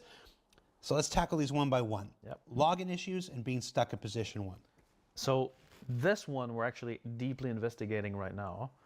It looks like, so we have, and I'll go deep with technical details here to properly explain, not just the status report. So matchmaking, right? So when you click on that button, join the universe, you're talking to the matchmaking service or the matchmaking system. He will find one of the shard instances that's available, right? All these shards report their health to make sure that they're, doing good, that if one of their servers is not good or their FPS is not in a good condition, it always reports a score. And we will always try to match you to either something that has shard affinity to you or shard affinity. well, it's either your player is already in that shard, right? That's the ultimate affinity, or you've been in that shard before. So we try to have a level of shard affinity. Now the problem with stuck position 1 is that we've matchmade you on a shard. And now the matchmaking service is basically telling the shard, this guy's coming. That's called a process called authorization. And for some reason, now the latest update that I've got this morning on this is that the authorization call sometimes will take multiple minutes to close out. And so we don't know what the cause is on this one yet. It's kind of a new identified condition, but that's one that we need to hotfix absolutely on live in order to get that back in there. So that's one that, when we figure it out, is fixable by hotfix. Some things require a patch, some things require a hotfix that can be done on the. So that's a thing that can be fixed Hotfix. any day of Now, I can speak a bit about the hotfix, how it works, right? Now, I don't like to use the word hotfix for everything, but that's the word we have for now, right? Because not all fixes are necessarily hotfixes. Some of them are just, they need to go out. But so what we cannot fix right now is a server change. So a change that goes on the game servers. That's one of the easiest things to roll out. So we can actually make a code change and then we start deploying it, and then your game servers will slowly start updating, right? And that is the easiest one to roll out. But there's some requirements for this. There must be no data change, no asset change, and the network compatibility of the build needs to be maintained. And so that means that there are some things we cannot hotfix because it would cause a client incompatibility. And so there are some bugs that we're like, we have a fix, but we can't roll it out, right? we have to wait for the next patch window. Well, yeah, exactly, right? Which we are talking about in interest of this to have now like maintenance windows where we can actually roll out data fixes, right? Where we now need to force players to upgrade their client, but that would allow us to actually, take the environment down, also do some maintenance. We rarely do live maintenance on the environment just to, change things. We kind of try to keep them the way they are, but this will allow us to actually perform live changes more aggressively. So we're trying to nail the process now for that. And so the second kind of thing we can change is a hybrid fix. Now those are very hard to do because a hybrid restart will disconnect all players on a shard, and so we can't upgrade a shard that's already running, and so we have much fewer game shards now than before, and so that means that disrupting them will have a drastic effect on the live environment, and so those fixes are a bit of a problem. So typically, it reflects in the number and the name of your shard when the hotfixes roll out. Chat is just spamming. Do it! Just do it! One of the things that we don't do that a lot of MMOs do is have that regular Tuesday downtime or something like that. And those are the times where those things are necessary for other games. Is this something we've considered? Yes, that's what we're trying to prepare for now, is to have an official maintenance window that we're not thinking about systematically doing a downtime, but They really we're thinking need about to, though, scheduling it, and then at we'll let some players know point. before that happens, and then we'll be using those moments to do infrastructure changes or upgrades that normally we would have to wait for. That would be. I'm just looking at chat right now. There's nothing you've said in the last hour and a half that's getting the reaction. They're just like, yes, give us a maintenance window. Fix your shit. 4. No, that's 5. Is that 5? I think so. 5? Load times went way up. Yeah. In 4.0. Yes. Way up. That's Benoit. right. Yeah.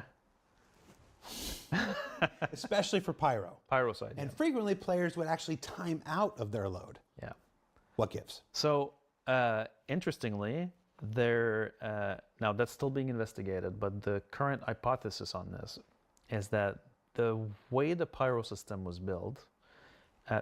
First of all, the requirement when you connect, right? What the hell's the game doing, right, in that loading screen? And then you open the console and there's stuff flying around. What is it doing, right? It's going through this context establisher set of tasks, which are like all the phases for the connection, right? Currently, when players load into Pyro and have a long load time, it seems to be related to the way the system was built, where there's an entity in the Pyro system that holds the spacescape for the system. Right now, we're peeking behind the curtains of how the levels are made, but there's a requirement for the CET connection, right? That requires that all the entities that the client needs to load need to have an authority assigned, right? Now, so this is directly a server mesh change, and so if an entity that you're loading doesn't have an authority yet, which could be any server in the mesh, right? If one of them doesn't have an authority yet, then the load time will have to wait for this entity to gain an authority. Now, how can this entity not have an authority? So our current hypothesis is that if the server that is hosting that Pyro Spacescape entity, which has a giant radius, so every client loading into Pyro needs that entity.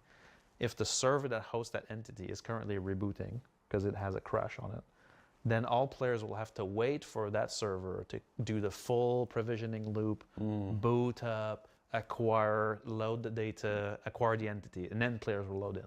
For some players, that overrides that busts the time it needs for the timeout for the login. So that's our current lead, and we think we have a fix. But we're obviously that's another one that we would roll out. I think it's a code fix on the hybrids that we can actually roll out for that. While you were giving that answer, Chris Roberts just messaged and says, "Benoit, are we having login issues again?" Oh no! and Oh Guillaume no! is like, I'm poking Ahmed because Benoit's on SCL talking about this right now. So, get off Benoit's back, Chris. No! Delete. No! Do not hit enter. Do not No, say okay, so, anything. I know I see people who are stuck in this thing who are waiting. Like, they shut their client down and they log back in. They shut their client down. Like, is that helping their case or is that hurting their case in this? So I have a lot to say about that. Okay. So I'm gonna head out. So on everybody kind of has a recipe for fixing login issues, right? A lot of them involve disconnection, shard hopping, loading into AC, rebooting twice, printing a document, I don't know, right? That is actually one of the things that we've identified as missing in our testing process. So we do some load testing before we launch a patch. And so we test with clients logging in and logging out, and everything's great. What we're not testing is launch client, persistent universe, Alt F4. Launch client, persistent universe, AC, right, Alt F4. client, persistent, and so a lot of the issues that we've seen in the 4.0 release, when we put in the persist hanger flow, for example, that allows you to log into your hanger, the system for this needs to move your player, we call it unstow your player into the shard. It also needs to unstow your hanger. Now, when players are constantly logging in and out of shards, now you've got multiple shards doing this process for you, and they need to complete that process. We've identified a ton of concurrency issues with this in 4.0, elements that we didn't test for because you test the load, not the repeated concurrency. And so that's one thing we've identified that we absolutely need to add to our testing process, because it's one of the other things. I've talked about this before. The difference between PTU and live is like a 20x increase. Yeah. That's also one big difference, is that on PTU, players don't shard hop that much.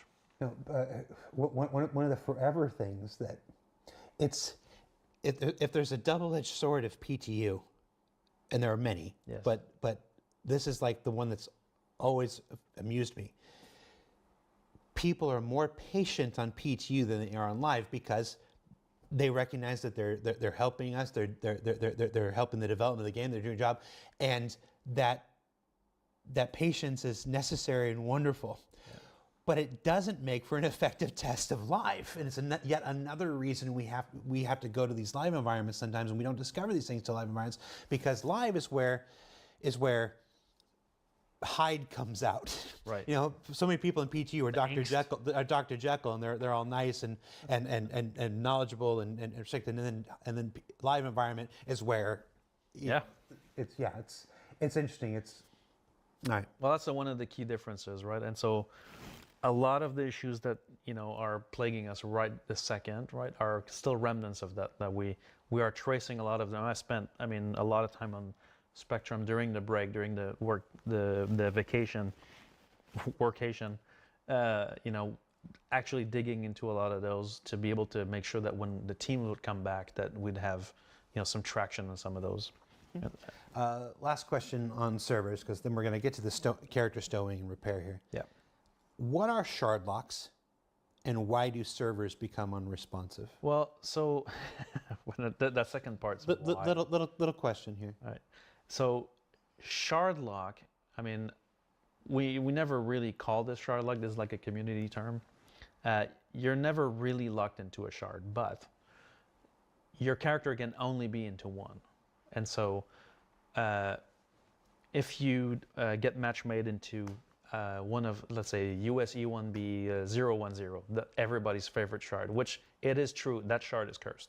It's tell you right now, it's always 010. I don't know why, but that one is always the one.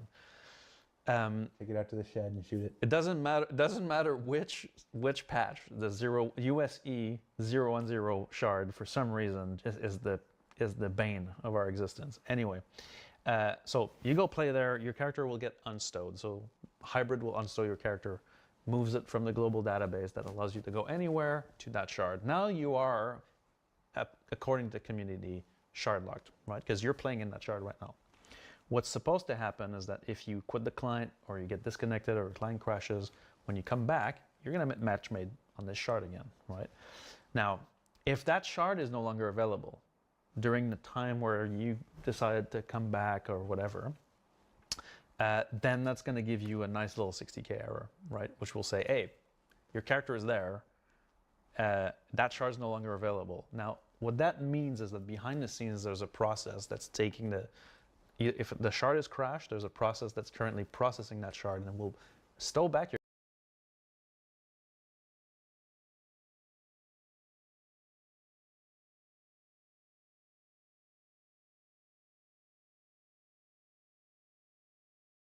character. So it's time. Time will fix it, right, in this case. During the 4.0 preview, some players got into a state where the character could not get stowed back. That was a a bug that prevented that from happening. And so their character was kind of seemingly corrupted. And so we had to go in and fix a lot of those. That caused a permanent 60,030, I think is the one, where basically some players were stuck in that mode for a long time. And so we had to actually do manual actions to solve that. But otherwise, in most of the time will make your character go back to the stow position. And then once you're stowed back, you're able to go back in there. So that's what we call, or I think that's what the community calls shard I locking. don't even. Hang on. Tyler B. Dog, I don't even know who you are, man. Sorry to say anything, but who are you? You're saying, well, if it isn't my old arch nemesis. So, who are you, pray tell? It was definitely the 630. It's building a reputation, you know. It's coming for 30K's crown right now. Slowly. Let's talk about elevators and trams. All right. Let's talk about elevators and trams. We didn't talk about repair. You don't want to talk about repair? Well, actually, that question was mostly about the 60-30 and the stowing. You basically covered all that stuff. That's kind of true. So, elevators and trams. Yeah. Broken or missing elevators in various locations, preventing access to hangars and other areas, or simply trapping players inside. Trams that either let you fall through the floor or yeet you into lower orbit. My question to you: what the fuck? That's 6. So, brief history, right, of transit. This is a very old system that's been in the game for a long time. And transit in the context of streaming is already a non-trivial problem to solve, because and I need to dive into the why, so to explain a bit, the complexities behind it. But so the transit system is composed of multiple components, right? You've got peripherals, so that's, for example, the button you press to call an elevator or a tram. It's the indicators that say, hey, the tram's coming in, this amount of time. Those are peripherals. You have gateways, which are locations where a carriage can stop at. So, for example, if you're in Lowerville, and you go to the train, where the train stops, it's like a station. That's called a gateway. You have carriages, which are either elevators, trains, trams, all these things that move along a path. And then they go from gateway to gateway, and they respond to orders that are submitted from peripherals. All sounds nice and dandy. What's the problem, right?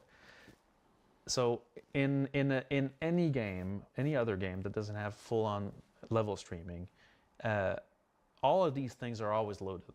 So the manager, the piece of code that actually is managing the fulfilling the orders and moving the carriages in general, or has the logic of the carriages, is always, all this network is streamed in. It's all loaded, so it's always available. It knows where the carriages are, it knows what's happening, everything is there. In our environment, because of our SOCS technology that allows us to have more performance on the servers, because we unload the rest of the zone, that means we unload those carriages. So think about your Lowerville train that you see stop at you and then leave. On the server, if nobody's on the track, it doesn't have a carriage there. It's unloaded, right? And so the current iteration of the system actually destroys that carriage and will recreate carriages when it needs it, right? And there's been a ton of issues with this. So that's the first part, right, is the streaming part. That makes it a bit more complicated. The second part is that the way the system was built initially, it would fulfill these orders to those, send orders basically. You call the elevator from your hangar, I need to send a lift there. So the system is going to tell the lift to move. The lift moves on its own, right? So you will jump and then do the actual path. We want those to be physicalized, so they're actually following certain paths. Now, the issue is that combined streaming with these orders and state is lost in certain conditions. And so the system just needs a whole lot of changes on its communication layer to be reliable. And it needs a fundamental change in how it fulfills these orders. Instead of just sending a message to a carriage and hoping for the best, the transit manager needs to be actually always tending towards the state that it should be in, so that it can self-heal for any kind of issues, right? whether creating the carriage failed or streaming out and losing a piece of it, the system needs to change to be able to properly do that. So that's what the new system that we're writing is going to do. It's going to solve these communication issues with streaming, and it will make the system self-heal. But we also need to do fixes to the current system immediately, right, to get that working. So now we do have a crack team on this right now, where we've significantly increased the size of the group that is looking at the current elevators issues, which we have absolutely regressed on.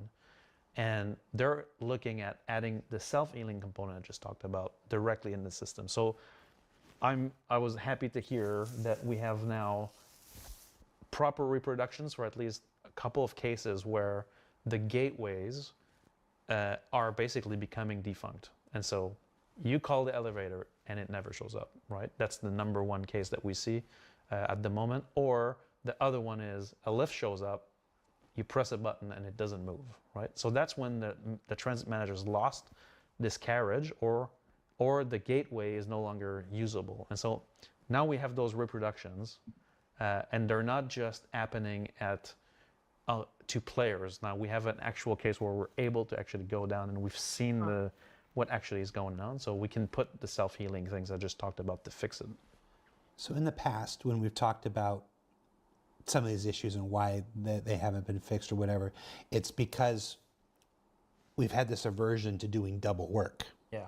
We don't want to work on a Band-Aid when we know the long-term solution is ripping the whole damn thing out and replacing it with something else. Try to do minimal change on the existing and say. What you just described, though, is doing both. Though.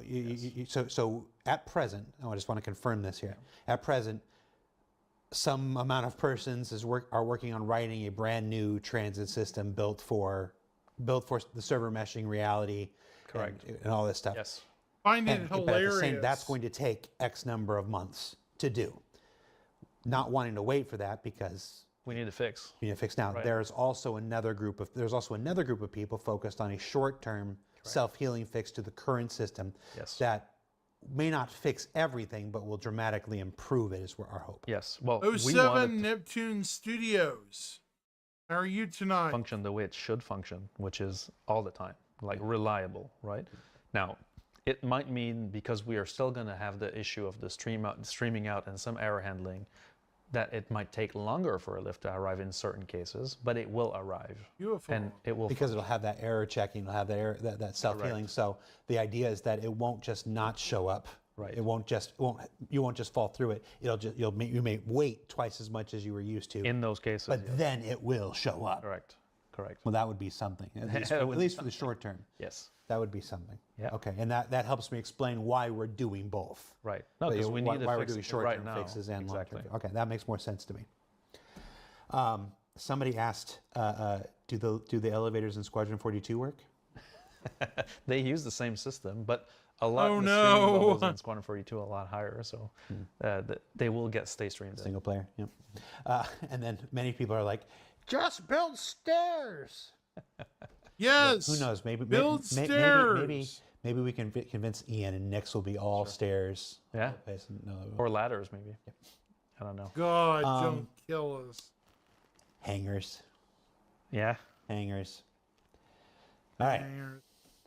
Failing to spawn ships correctly. Platforms getting stuck.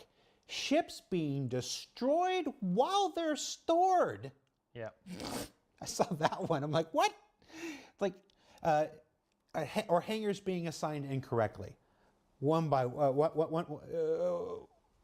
do you want to start? All right, I got to come clean first. On the ships being destroyed when stowed, that was 100% me. Why? So, we were looking at some. Hold on, look right in the camera. Look in the camera. It was you, Benoit. Yes. It was me. So that was a back-end change that we did to try to alleviate some of the load that we were seeing on some areas. And one of those side effects that was unplanned was that the location ID of ships weren't being updated when they changed. And so the way the ASOP terminal, again, moving sands, right? does its reconciliation, which shows you what's available for you. It actually uses the location as the key element to know if a ship is actually, available. Not only is it stowed, but it needs to be in the right location. Now, this change that I had made for optimization did cause, for a couple of days, the issue where the locations weren't updated, and so all your ships that were stowed in lower locations would show as destroyed. But they were there, but they would show as destroyed in ASOP. And so, yeah, I'm gonna take the blame for that one. That was me. Is this like if a branch falls in a forest and nobody can hear it? Does it really? The ship's not technically destroyed, but if it reports destroyed and you can't call it because it reports destroyed, isn't it destroyed even if it's not destroyed? Yeah. Well, actually, claiming it would actually destroy it too. So technically, it's destroyed. Right, but we resolved that one. Yeah, that one's resolved. Okay, so let's get back. So let's talk about failing to spawn ships correctly, platforms getting stuck. Right. So let's talk about hangars first. Right. So, I mean, people that play more on the PTU know how the system works, but it's actually a bit special in that. Not even a ramp. First of all, the hangars are instance. So they're instance on your shard. You have access to your hangar based on, your ownership of it. But all the hangars on a given ATC gateway, so these are the actual hangar doors on the stations, right, are all stacked on top of each other, right? So that's why there's been bugs in the past during the PTU cycles for 4.0 where you can hear somebody oh yeah, that bug took a while to fix because it required a technology change. But that was also crazy. Like the sound was just incredible. And so what that means is that when you're in the station and you want to go to your hangar, you have two options. One of them is use the lift. Now we're just talking about the lift, right? When you call the lift, it will actually unstow your hangar, create your hangar, and then give you permission to go there, right? Right the moment you hit that button. So there's a lot of things that need to happen in right suggestions. Then you enter your hangar. There's render culling that comes into play that will make sure that you only see your hangar, even though everybody's on top of each other, that physics only affect you, right? So they're all stacked. Now, one of the big problems that we're dealing with right now, and we've been diving into it for a while, is that the ship elevator, has a couple of issues, right? I've seen, an Avenger rising from the grave through it. I've seen, ships spawning on top of each other, and so there's two problems behind it. The first one is that the platform itself is it's moved, right? It's not a physical movement, so it's not physics driving the movement. The ship is physics enabled. That is a recipe for disaster. Less than an hour to go on that. Correct. When you see flapping like that, it's like the combination of things, right? And so, we're currently like discussing a solution because there are limitations that the way it's made is the way that they were limited to make it, but we need to fix it. So it's either both elements are statically moved or they're both physically driven. You can't have this combination. That's what causes all these things. So that's why sometimes server FPS is good, performance is good, all your ships are going to go up, that platform, everything's great. And some other times, half the ships is in the platform, and that's an issue. So currently we're rechanging the layout and the setup of the hangars to set this up properly so that it never happens again. The unstow issue is actually, we think at the moment, a bug where in the timing of how when you leave your hangar, we need to stow back this hangar, right? Because if you go to another shard, we want you to have access to your hangar. The timing of this, if there's a ship on the pad when you leave, there's a possibility in the timing where the ship will be stowed with the hangar instead of being stowed on its own, and then the hangar is clean. And that condition is not properly detected when you unstow the hangar again. And so in the cases where, for you as a player, you're not going to see a difference in that you leave with the hangar on the ship on the pad, you leave your hangar, you come back on another shard, and you just go to your hangar, your ship's going to be on it. But if you call a ship from the station and the ship was carried with your hangar up and down, then the ATC is not going to know that there's a ship on the pad, and he will attempt to spawn it there, and that's where crazy happens. And so currently we're looking at that complete cycle to make sure that the timing is correct. And there's also a couple of other issues Hello, related to Neptune this. Some Studios, corruption how of are data you? can happen in that case. 07. And so we have an entire team dedicated to the hangars right now, just making sure these issues get solved, because they're affecting everybody. So I'm happy to boring report, though, that tonight. one You're other actually issue the that we first had with the person to hangars, talk to me in a solid got solved hour, related to man. how you exit It the has hangar. been so lonely tonight. Oh my god. Usually a ball of flaming wreckage. Well, or after 25 minutes of queuing where the system tells you, hey, in 100 seconds you'll be able to leave. Congratulations, you're one of the chosen. And so so we did hotfix a change to the way that what I call the hangar queues are managed, right? So the ATC manages the queues. It's managing how you exit your hangar, which doors open, I think stuff it's like that. kind of And funny at because I concurrency, just feel so when a lot of kind players of are in the same alone location, tonight. leaving It's and just entering, weird. this queue and those timers would get completely out of whack. And so it would either grant too much time to someone to leave or enter. We're talking 10x the time, or give you literally 3 seconds to leave.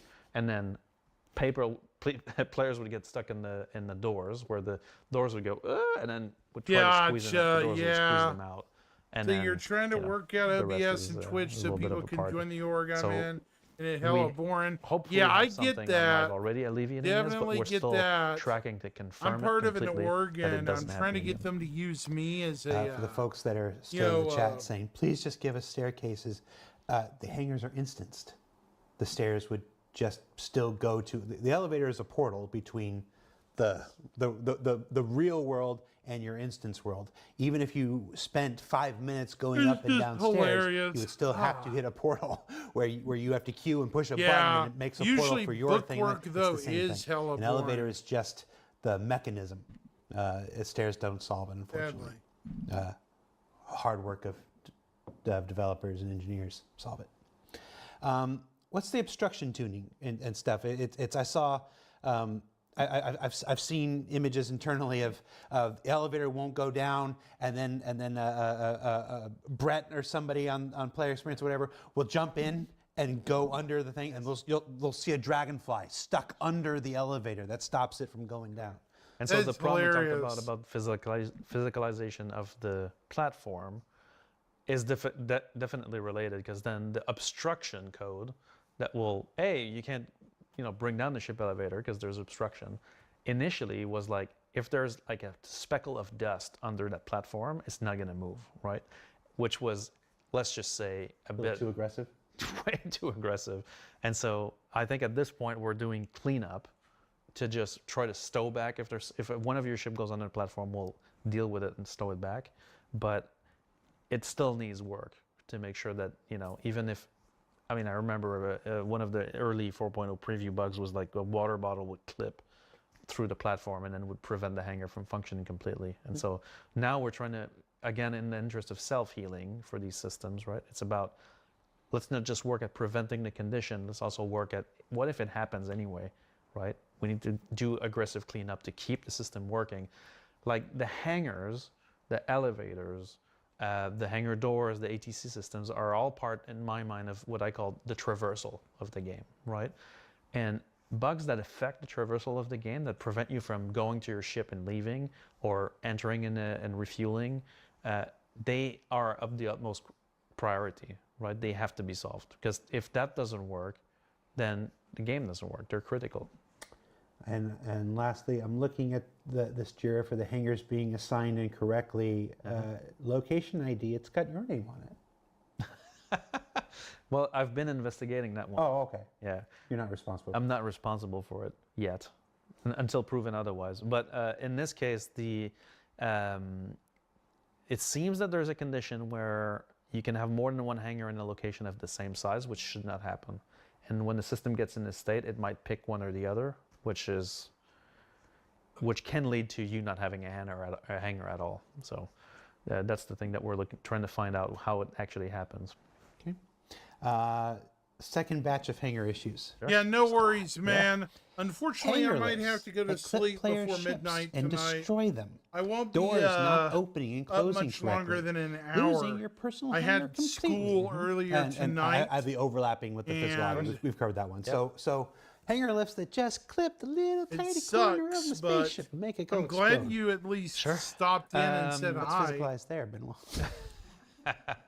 Well, so on the, Thanks for that. I was going to touch a bit on ship cleanup and not Appreciate necessarily it, ship man. cleanup, but density cleanup in general. We talked about the physics events, right, in the past, earlier in the show, right? So the physics events are a godsend for the server performance. I mean, 'cause I'd we like evict to all make these it to debris that are midnight or causing 3 a.m., intersections, but slowing down physics. I don't think I'm going to And make so it that's that long, one dude. of the reasons why we've been able to get performance of the servers up in general. Now, one of those components, well, the same system, is actually responsible for a pink glow that shows up on a ship that will just pop it, right? And so that's part of how we try to resolve the physics intersection for ships, right?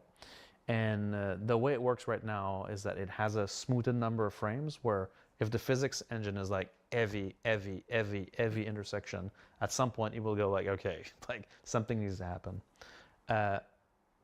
The way we handle that event is still a bit too aggressive right now.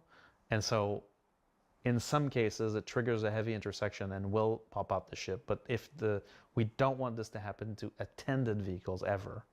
And so we're working right now at adjusting that flow so that only unattended vehicles in full intersection for a very long number of frames are cleaned up. And so right now it's a bit too aggressive for this part. But the distinct glow, pink glow, is we added that to make sure we could identify those problems which we expected would kind of happen until we tuned the system properly.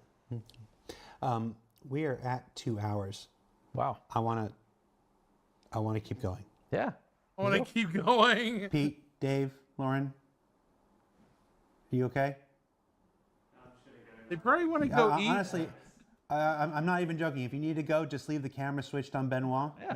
Nobody needs to see this face anymore. Just leave the camera switched on Benoit, and we're going to keep going. Are you cool?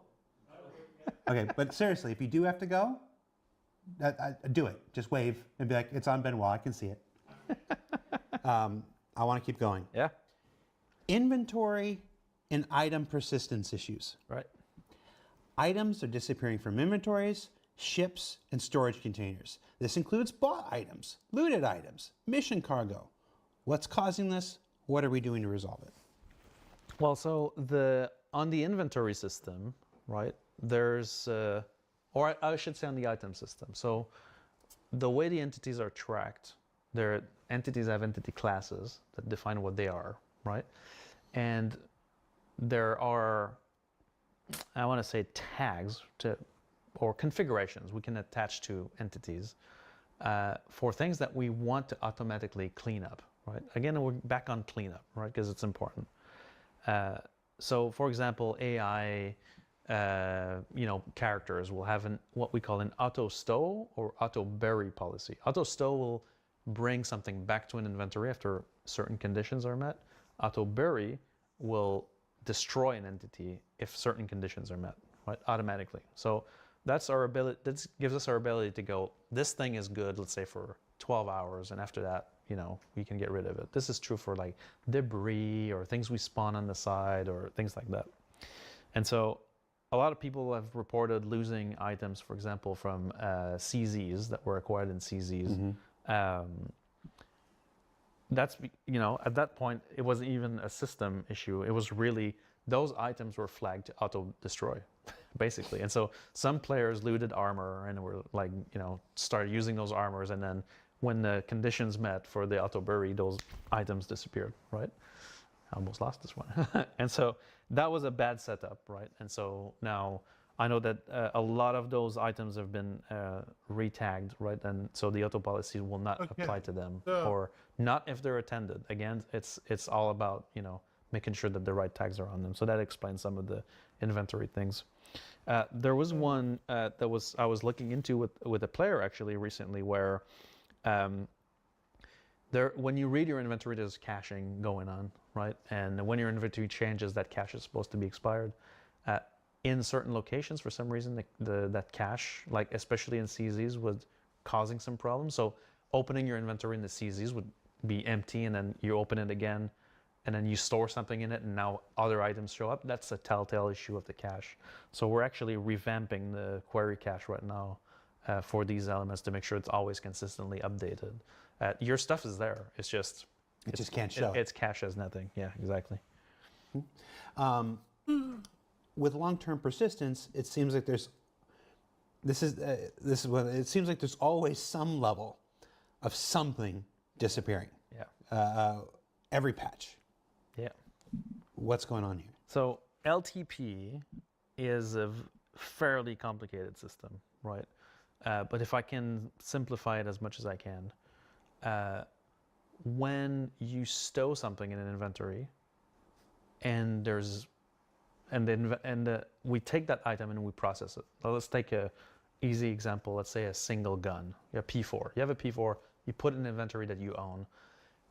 A record is created for it's an ownership record that says this player owns a P4, right? Now these records we write to all the time. If you unstow that gun, meaning you put it in your hands, right? We destroy that record because now it's in play. So you play with the gun and then you stow it back. That recreates the record. So these records should always represent what you've got in your inventory that you own. Now, where it gets complicated is that these things can be hierarchies that contain items that then need to be processed. And so we don't persist everything to LTP. Only a select set of entity classes that designers control will go into LTP. For example, ships is a good example, things like that. Now, when we stow a ship, we look at its entire hierarchy, and there might be things attached or loosely left in the ship that are LTP. On the list. Correct, and now they have to be added in. So also with LTP, there's also sometimes perception issues that things should persist, right? Like, for example, a classic case is a ship left in the shard between patches, right? You're flying your ship in 3.24 and we release 4.0.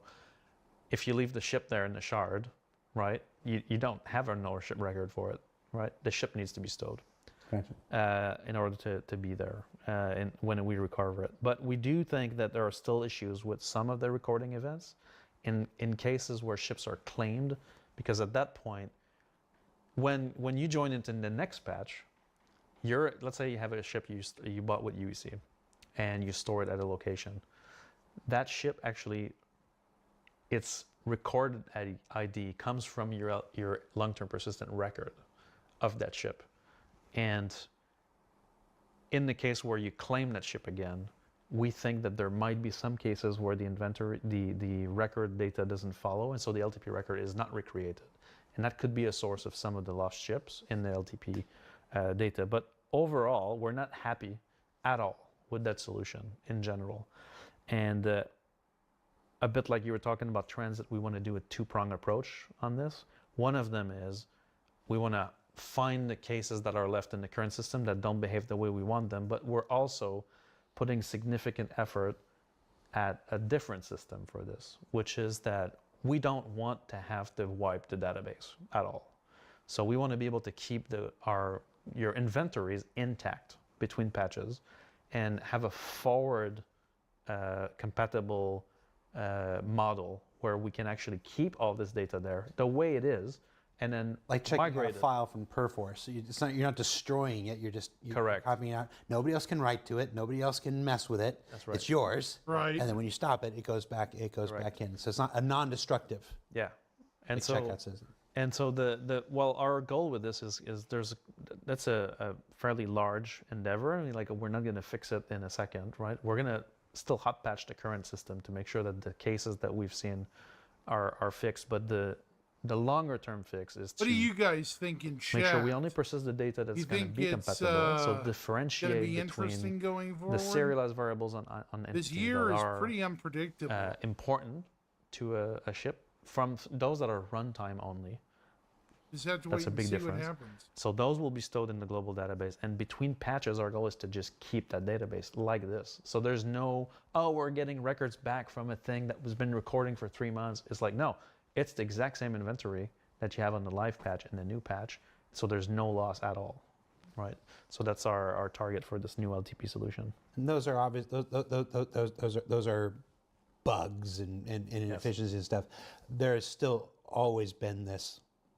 There's been this existing problem. I think it's been here since I've been here, but I think it's really started to really gain steam in like 2017, 2018, and it's been forever. It's this unique item recovery. Sure. I'm pretty sure there was even a thread today that reached the top of one of those channels, where it's just like, we get all these cool things. You get cool things packaged in with your pledge purchases or whatnot, and then you're too afraid to wear them. You're too afraid to use them because you fall through one planet.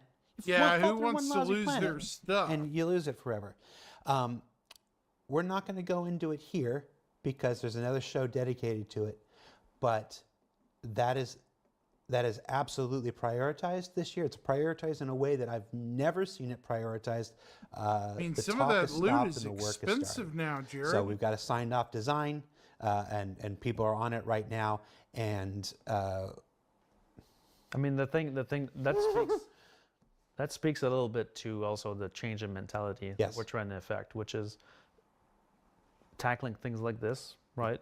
Are not just bugs and quality issues, but also playability issues, right? That need to be addressed as well. It's going to be a 3-tiered solution. Again, we'll have a show where we go through it all. I'm filming with Declan next week on it like this. There'll be a short term that'll help a lot. There'll be a long term that'll help even more, and then the super long term is crafting and basically you get blueprint for everything. You can just make your own, and so that's, so you never ever have to worry about it. So it's a multi-stage thing, but this first stage just got signed off and it's in active development. And you excited? I joke. Not I joke. I say it with all sincerity that the same conversations the backers have, we have internally just 3 weeks earlier. 100%. Yep. Been. I mean, sometimes grinding our gears. Sometimes it's scary. Right? For everything. Sometimes it's scary. So that to see actual movement on this right now is exciting. Yep. One last hanger call out before we go. The aggressive ship despawning mechanic. Yeah. Sometimes ships are despawned while people are still inside them. Yeah, that should not happen. Yeah, ever. that's some fun stuff. No, the system is supposed to be made that we have a passenger count on each of those ship entities, and if there's a passenger, even if he's not piloting, and even if it's not his ship, we should not be despawning those ships at all. And so that's definitely on the lookout right now as to why it happens. I mean, there's a couple root causes. Unfortunately, for it just looks the same, right? Again, if you don't have the pink glow, right? The pink glow is the telltale tells it's physics, right? It's the physics detection, which we're going to ease up. If the ship just despawns out of midair, right? I've seen this happen with ATC. Sometimes has with the timer problem that we fixed before had an issue where it could despawn your ship mid-flight when you left, which was egregious. I think that one has been solved, but jury's still out. I want a proper confirmation on it. The one where your ship is considered unattended and you're still in it and it despawns is completely like that needs to be solved right, like hotfix right away. Okay. Mission bugs. Yeah. Now we went through a refactor with 4.0 that reduced the mission options, hopefully temporarily, but we're still seeing a lot of the same issues that we saw before. Arriving at a location and having no AI spawn, mission objectives failing to register, and cargo disappearing upon completion. The Fight for Pyro event going on right now is particularly affected, with many players unable to complete it, or various aspects of it due to bugs. Save Stanton Chapter 1 was like walking through a minefield trying to figure out which parts worked and which parts didn't. The Net 402 has more mission stuff in the content. It's like, talk to me about missions. Sure. Please. Elliot, this one's for you. I gave you crap on the other one, but I'm doing this for you, man. Okay. Help us out. So let's start at the beginning, right? Okay. What did we do in 4.0 for missions, right? So the way missions worked previously is that we had first one server with all the entities, all the 100 players playing on it. When you played missions, there was an invisible entity created on the server somewhere. The location doesn't matter, right? That would manage that mission, right? And the way the missions work, if you can picture it in your mind, is that there's a mission management module, and then when you reach certain locations, right, when you stream in that location, a mission module at that location is going to actually kick in and has its own logic for, like, if you're picking up a box, for example, let's say a box delivery mission, you get to that location, there's a mission module that pops up, does the pickup logic. When you unpick up, it's like, oh, you need to go to this other one. Then there's another mission module at that location. Now that's the way, and then if I add global events on top of that, there's a global events manager on top of that. That was like a global thing on the server. Now I've said global multiple times here. Every single one I said, every single time I said global is not compatible with server meshing because we don't have a global entity setup, right? And so what needed to happen is a fairly large engineering task. I hate that we just said refactor, that we branded this as refactor, because it's really a new core mission system behind the scenes, mission, which is completely outside of the game servers and does the orchestration of what a mission is, right? And the global flow of a mission. You have something to complete. There are phases, objectives, there's state tracking, there's requirements and rewards, right? And so it's the mission system is what we call it. There's no longer a mission entity that's held on the server that just manages the whole thing. They all communicate to the mission system that then ticks the logic of the mission forward. Even though all these mission modules, written by the Kid Rock of Mission, can do all kinds of fun things, at each of the different locations. So the fundamental work was to make sure that the mission system was functional in server meshing. That was really the part of the gameplay element that was completely incompatible with server meshing. Another piece that we needed to solve in the build for 4.0 and as part of the mission system is how markers work. And so markers are always a big issue. Have always been a big issue in Star Citizen since the very beginning. And with server meshing, these became even more problematic. So, let me state the problem. You're on a Pyro game server, and I'm on a Stanton game server, but I add you to my party. Now I want a party marker on you, right? Mm. My game server doesn't even have your star system loaded. Like, it doesn't even know what's going on, right? And so for that, we needed a piece of technology that would allow the streaming system to stream your entity marker on my server so I could actually see your position changing. And so we've built all of this in place, but that's a fundamental change to how markers work. And now I'm going to dive into why do we have that many bugs behind it. It's almost like we need a replication layer for the mission system itself. Almost, right? Like for things that are tracking objectives across systems, things like that, right? And so the way we call those things, like the markers, are independently streamable entities, blah, blah, blah, blah, which basically allows us to have a marker on an entity that's anywhere in the server mesh. Now that system works, right? It's in place. It's been fairly reliable, but that touches on all the markers in the game, and so a lot of issues came up for that. And one of the things that we have not tackled with the refactor is how missions are built. And to Elliot's credit, right? I think that we're using Elliot's name, but there's I'm James, using him. There's James. There's your Lars, Nick, all these guys. So the credit to all these guys, right? We have not provided this team with the right tools to build compelling missions. They are dealing with an archaic scripting system that dates back to a previous era that we are just about to finish modernizing by replacing to give these guys modern tools and modern approaches. And so going back to markers, the markers are completely managed by game designers and set and removed and displaced and whatever. And that makes for very complicated systems and logic that's not very robust. And so that's why even with a robust marker system, because the markers are managed a bit ad hoc in mission scripts, it makes it really complicated to follow. Like I remember distinctly when we did the golden ticket event, which that was the whole mission. Was like there's a marker on the ticket, right?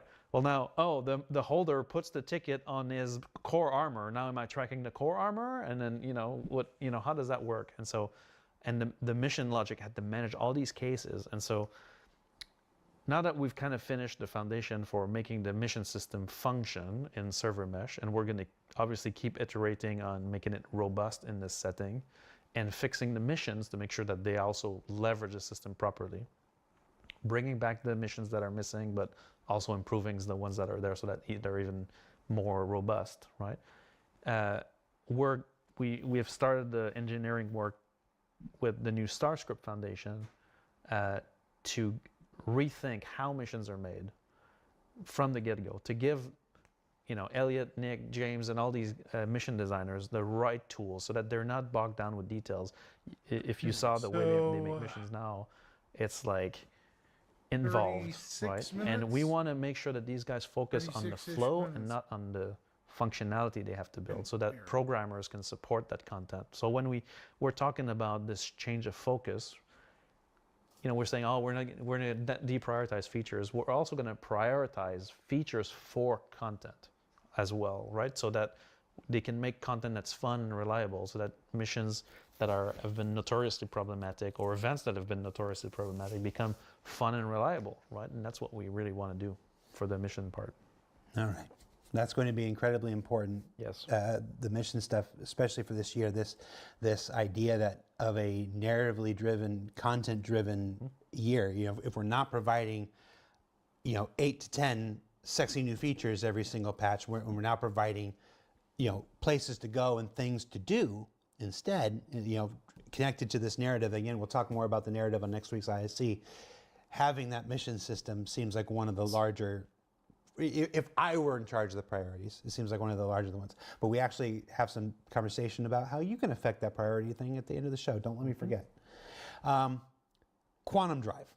Yeah. Quantum travel. The bug that keeps on giving. There's a lot of starting and stopping with quantum travel. A lot of repeating the same actions over and over to get something to work. And a lingering issue of fuel states not syncing between meshes or simply vanishing altogether. Where's my quantum fuel, Benoit? And of course, some ships themselves disappear during quantum travel. Right. A rarer case, but possible. Do we have our own Bermuda Triangle? What's going on? Well, yeah, Jens did add some notes here and said, if you find the Bermuda Triangle, please report it on the IC. So quantum has been, since the very beginning, we put the first meshing test in place. That was the first thing, right? It's like, quantum stops when I cross a server boundary. That's what happens, right? Still. So the same symptom has been, again, triggered by multiple, issues. You find 5 causes, the 6th one shows up. Correct, exactly. And the latest ones are related to the resource container. So again, I don't want to dive too deep on this, but like entities have classes that define what they are, and they have components on them that define their functionality. So like, if I have a box with a health component, then the health component manages its health, its damage, and its destruction, right? So the entire game is made like this, with components that define things. And so the quantum drive is made up of multiple components, and these components need to deal with the change of authority when we cross a server boundary. And so there's a lot of entities intertwined for quantum drive to function. Fuel, resource container, and quantum drive. And we've been fixing issues with this transition on these entities nonstop since the beginning, because there would be a fix, then it would work for 2 patches, then a change to how we deal with chum points would come in, and then re-break it, right? And so we are in deep regression on a lot of things, right? And so to solve that, we need a lot more focus on validating the issues. It's like, yeah, we fixed this. Okay, let me try transition 1, 2, 3, 4. Like more, I don't want to say more QA, but more QA. We need a lot more QA to validate the fixes. We're in the home stretch. How you guys doing? Thank goodness. Still Again, here. Cool. If you need to leave, just Pete, I'll drive the microphones back to you tomorrow if you guys need to take off. So a little behind the scenes here. I write a doc and all the things I want to hit and stuff like this, and I make myself little notes about things I want to remember that I hit. Put some red This stuff. one just says, prisons. I'm tired. What's going on? It's all I wrote for this. Prisons. I'm tired. What's going on? So prisons is, and I've learned about this in inquiring a bit about the mission, the prison bug, right? Is actually a mission. And it's a very hold old. on. Can we get some prison improvements, please? TIG, the same. Mission, Yeah. right? So it's a mission module that runs the prison logic. And so for those, I'm sure everybody's familiar, but for those who are not, for some reason, there's a bug that lasted through preview and at the beginning of 4.0, I think, or it was fixed just before that, where if you were a criminal and you got caught and you ended up in Clutcher, You got what you deserved. well, I don't know, but you could try the prison escape, which didn't work because the mission logic that drives the prison escape is tied to this. And so the codes weren't outputting correctly. The logic was basically made for the old mission system. It was not ported. That's part of the refactor. And so it basically depended on when you get to that location to give you a new mission instance for your prison experience, which the new system requires that these modules are persistent and stay there, which accumulate the logic change. And so the logic becomes desynchronized with the state of the mission. So what that did is that you would literally do your time, either use smuggled in adenite from somebody else, I will or be mine right it, back, Chad. pay your due, and then the elevator will look forward to the front, to the prisoner who's paid us, blah, blah, blah. And then you would press the elevator. Again, elevators are back. Press the elevator to leave, and then it would never detect that the action area that you're leaving is actually triggering, which triggered the, leave prison logic, right? And so the guys have done a hotfix for this in preview, actually at the end of the preview, I think, where they've moved the logic for this leave prison flow to the actual law component that's on your character. And so now we're guaranteed that no matter how weird this flow would get, it's actually going to be reliable. You just said we guarantee it's going to be reliable. We are 2 hours and 30 minutes into this. No. You just used the phrase, it's guaranteed All right, to be reliable? Let me rewind. It should be a lot more reliable because your player's always streamed in. So I have a fairly good confidence on this fix,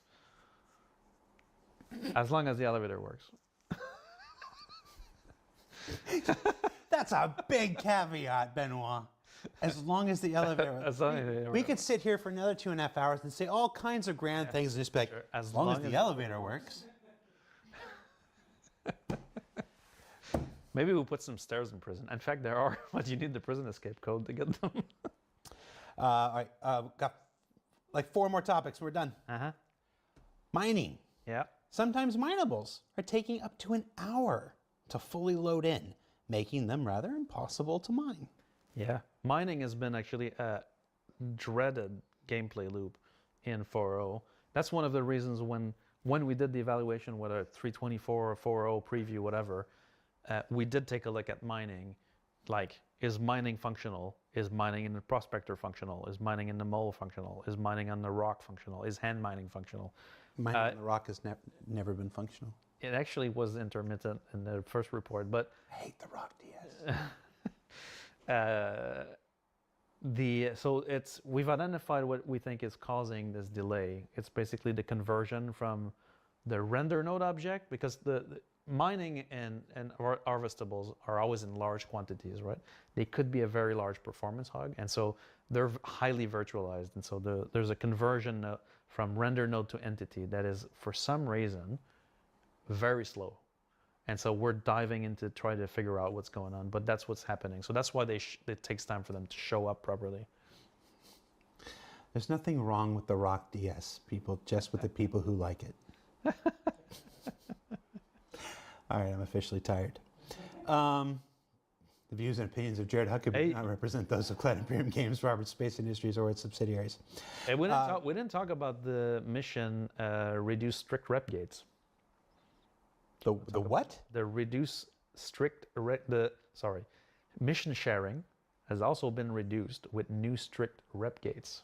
Is one stop. I just thought that sucked. I didn't think you had an answer for it. No, I got an answer for it. I went to the people. You screwed up mission sharing and the payouts, and it's miserable and it's terrible now. Well, so there was a bug that caused everybody in a given mission to get the reward for the missions, right? So that means if a mission payout was 10K, then everybody would get 10K, everybody participating. It was amazing. Well, so I loved it when that. So the funny bit is I talked to Rich Tyrer about it, and he's like, I couldn't catch it before they fixed it. That's what I want. And so ultimately, it wasn't exactly what we wanted, but that's the direction we want to go in. We want to encourage you guys to play together. And so having those rewards divided is kind of a counterpoint, right? To get people to play together. Like, why group with you if I'm going to get half the payout, right? And so the thing is, like, the system doesn't work the way we want it to do. So the fix did go through, right? Because it was an easy fix and we had the right persons in place to do it. But that's not where we want this to be. We do want to improve that part. We're at 2.5 hours. Yeah. And talking about all the bugs that still need to be fixed. Correct. And the one bug we did fix was one we didn't want to fix. I know, it's crazy, right? It's a train. You know, I challenge you. Whatever you think about the project or me or Benoit, the show, you've never seen an episode of any kind of dev communication like this from any other game developer. Nobody's ever been willing to sit in a chair for 2.5 hours plus and be grilled about all this. So, all right. Just 2 more or 3 more. Three more subjects. 3 more subjects. We got mining done. 3 more subjects. Yeah. What's the next one? Vulkan. Yeah. And NVIDIA driver issues. Yeah. So players who are using Vulkan with the latest NVIDIA drivers are reporting graphical artifacts and crashes. I know some of these crashes were seen from third-party softwares. What was that one that we found? One guy who had like 40 instances of the same crash, and it was all linked to this third-party thing he was using. Oh, was that Reshade on this? It wasn't Reshade. It was called something else. I can't remember. Overall, what can you tell us about what's happening with Vulkan and the NVIDIA drivers? Well, so we're still investigating the cause, but for now, right, we think it's related to a specific driver version from NVIDIA related to the upgrades for the 5090 cards. So we're not quite sure exactly, but it is definitely, there is, when you update your NVIDIA drivers, there are 2 drivers, one for Direct3D and one for Vulkan. It doesn't look like it, but there are 2. And so we think that there's an issue related to the latest version of the driver for Vulkan specifically. And so you could downgrade your drivers and it probably solve the issue in the meantime, but we're still investigating to make sure it's completely not, related to this. But we've been investigating other games are also having the same issue. And so we're, there was one, I'm still one or here, 2 drivers chat. ago It's where just I saw somebody that had glowing heads. Glad or the that character this heads were glowing. Yeah. Instead is they were getting on closer to the end. We don't think it's a third-party app in this case, though. Yeah, no, that was just one instance we were chasing down. I was watching. You do need to be careful with third-party apps that inject into the 3D pipeline for multiple reasons. One of them being that the ESC sandbox can catch it, but also because they can cause GPU crashes. So, all right.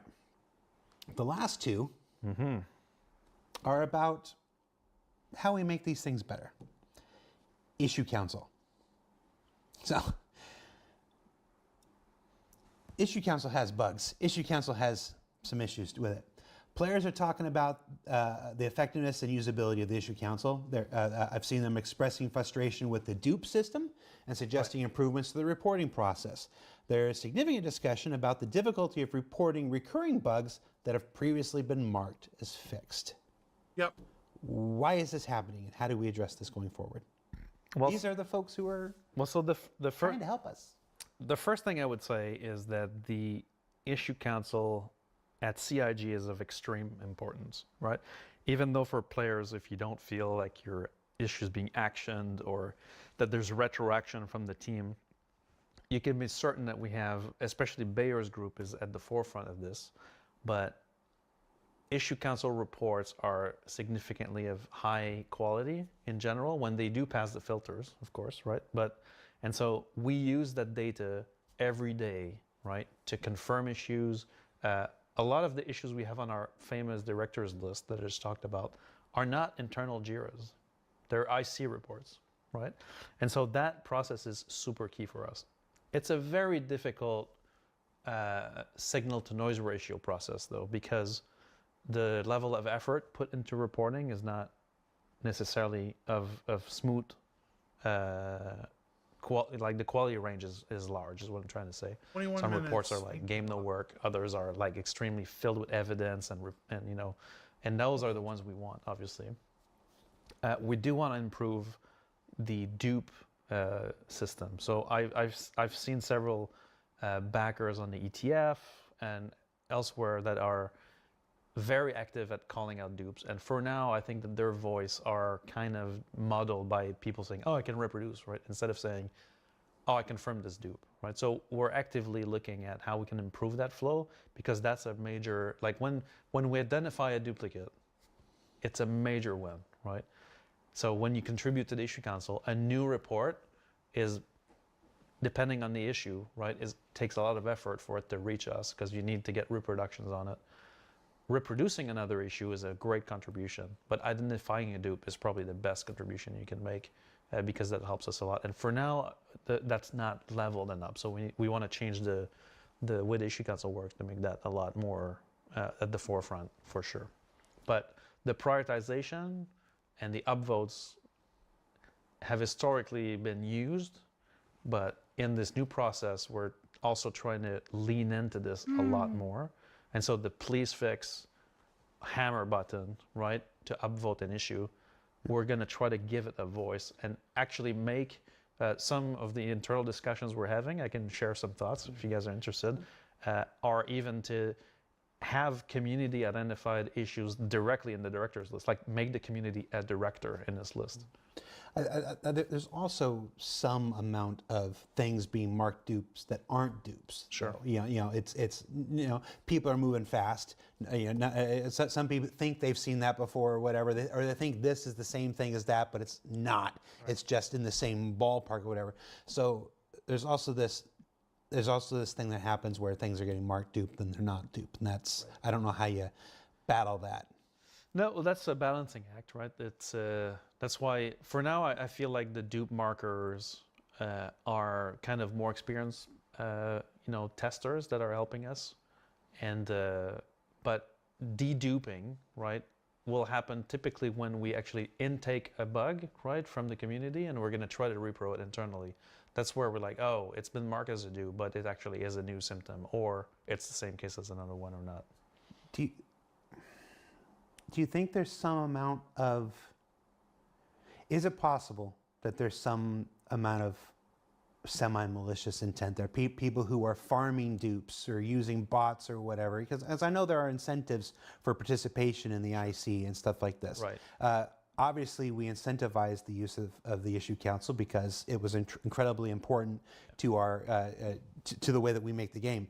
But any incentive, sure, tends to be weaponized in some way, shape, or form. Right. So, have you seen evidence of this? Is this? No, not so far. Right, not so far as to say like, oh yeah, there's this going on. Right.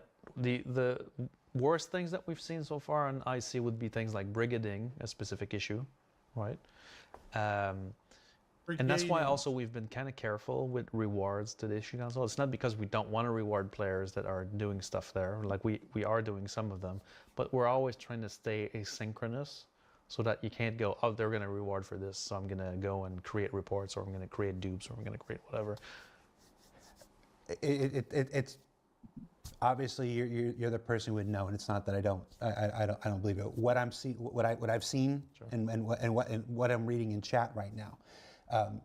Would you commit to maybe taking a look at that and maybe seeing, sure, if maybe it is being absolutely manipulated? Yeah, I can absolutely look at it. Okay. Especially if there's a sense that that's happening. Yeah. Yeah.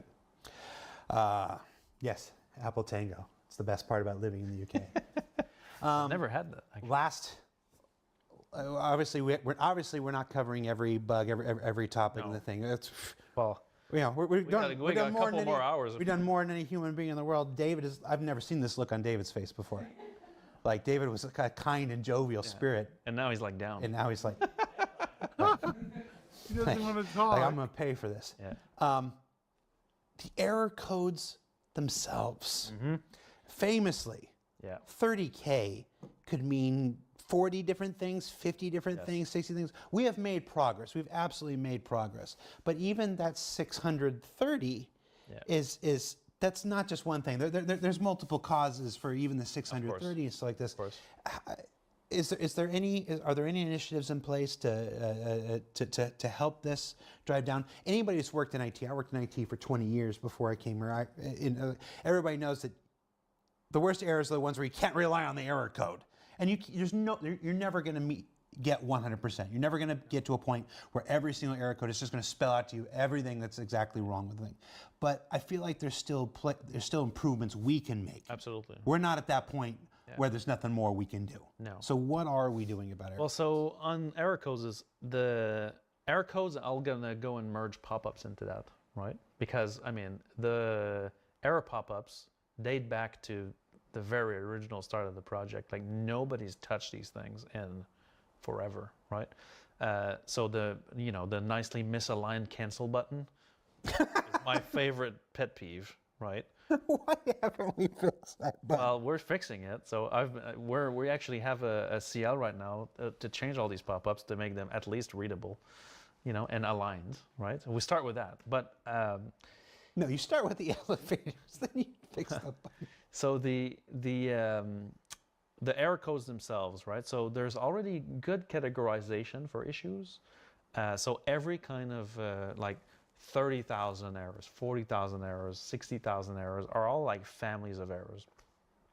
Unfortunately, over the years, we've added more systems, we've grown the infrastructure, and there's a lot more causes for exit or fatal errors than there are actual code assigned in those categories. And so what we're doing now is kind of seeing if we can surface more information. 30,009 is typically related to your character during login, but there's a million causes that could cause a 30,009, whether it's that shard can't unstall your player, or your player is missing a component, or, and we're trying to surface more of that so that there's more of these cases so that you can, as a player, know a bit more about it. Also, the wording for some of those errors are being revamped because, they're not always very clear. Show that doesn't end, chat. I swear. And we're trying to. I want to do that shocked bird gif right now.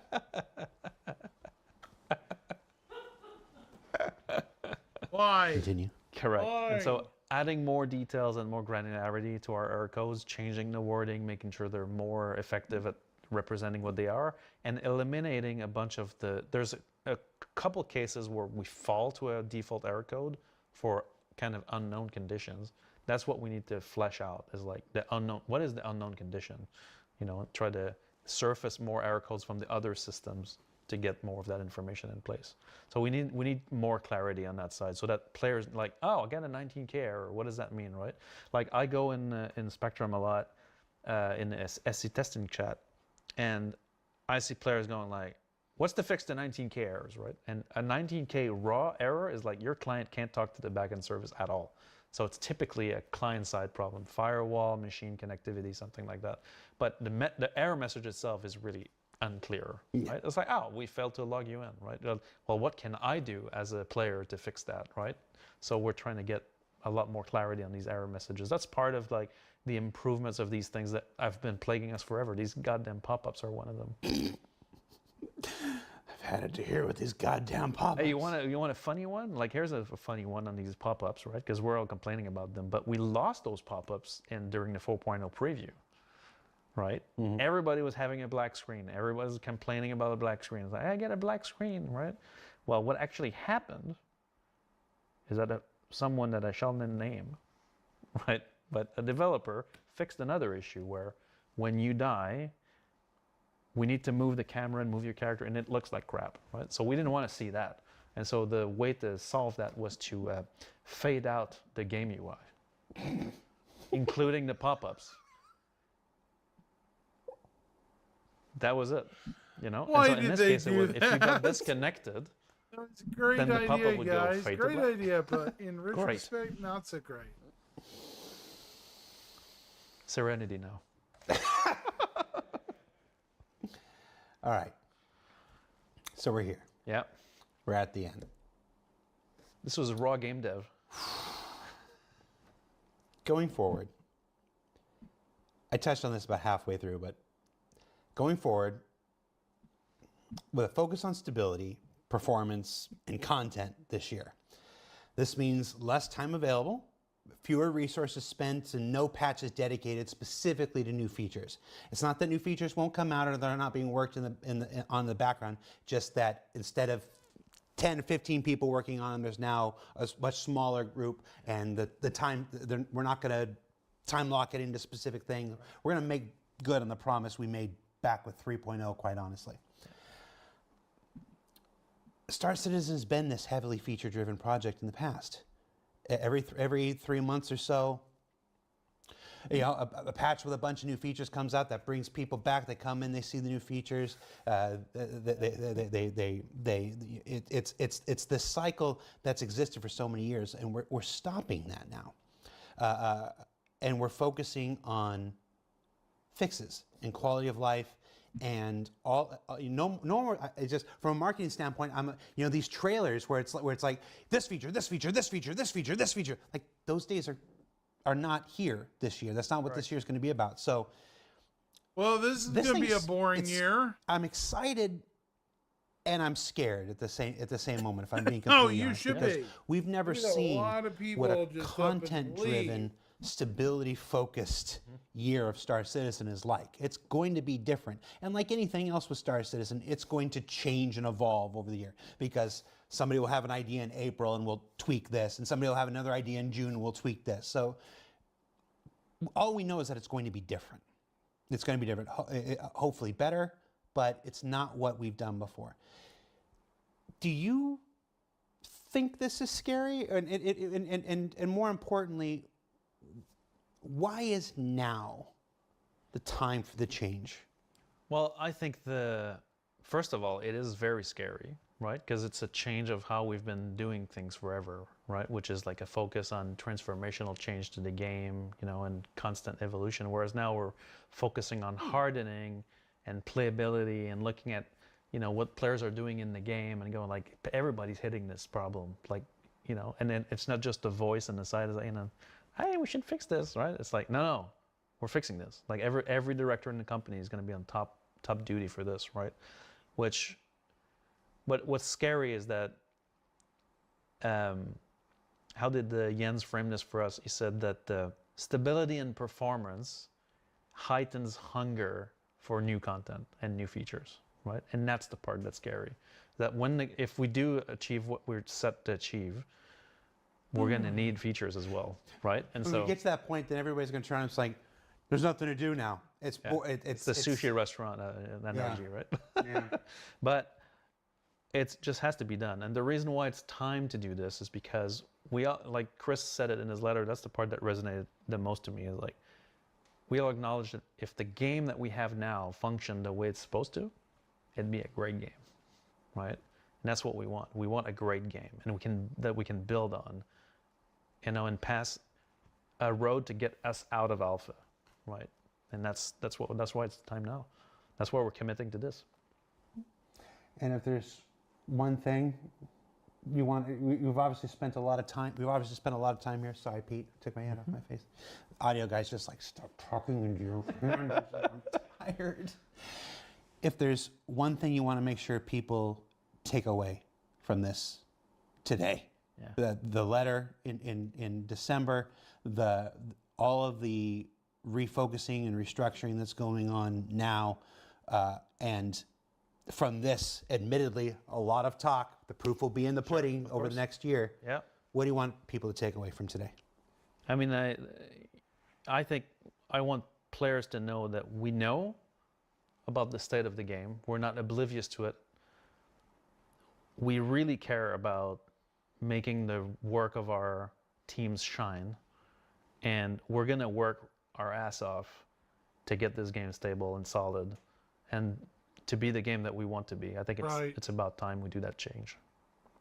Well, Spirit Wolf 655 in chat says pure BS. All right. Wow. Trying, guys. Benoit, thank you so much for Someone's taking your a time to be daring here. soul. Folks don't know this. There was the entire CTG team is here for the annual summit. There was a big celebratory party for launching server meshing and finally getting out the door. It's happening right now. It started right as we went on the air, and Benoit, chose to be here to do this instead. He chose to be here for 3 hours and face the tough conversations. Yeah, we're just about 3 hours. Damn. Thank you so much. I gotta thank David, Pete, and Lauren for sticking it out. This is not what I sold them when I said, come help me make the show. The community team and the player experience team are going to put up a thread on Spectrum where they discuss many of the pressing issues that we talked about today, and they're going to have you vote on which ones you think are most pressing. Obviously, we have our own internal prioritization. We talked about the directors list and stuff like this, but it was an initiative that was really important to the top leadership. We wanted to know what you guys are thinking and what you guys are doing. So look for that. I'm not sure when it's going to go live or in what subsection. Just check it out on Spectrum. It'll be up. Thank you again. And hopefully I don't get flamed by the game devs for my details. We'll see.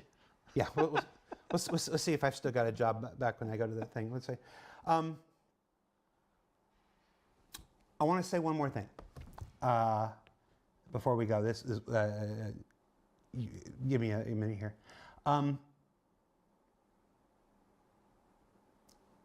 This is going to be a real change of topic here. In November, for IAE show episode 3,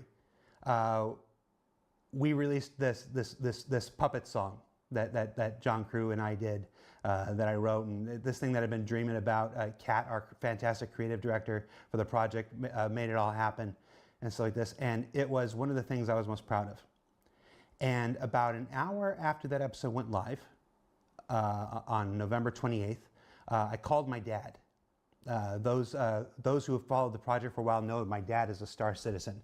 Ever since that random day in 2017 when I got a text message, hey son, when is the Cutlass Red? Get this or whatever. I'm like, what the hell are you talking about? My family is not supposed to be involved in this thing. He's been a Star Citizen for a long time. I called him up because it was one of those things that I knew would make him proud and it would make him laugh.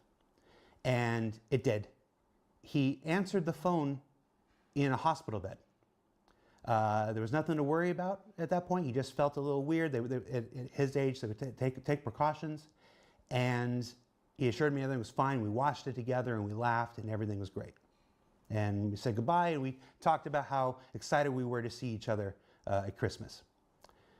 About an hour later, he had the first of a series of heart attacks. And on December 9th, after a week of convincing me that I did not need to rush out there because he was going to be okay and everything, he passed away. Jeez. And okay, hold on. My condolences for this stream go out to the Lando family. My heartfelt condolences go out to the Lando family. I'm so terribly sorry to hear of your loss, Jared. May he always be remembered. I am so very sorry to hear that, man.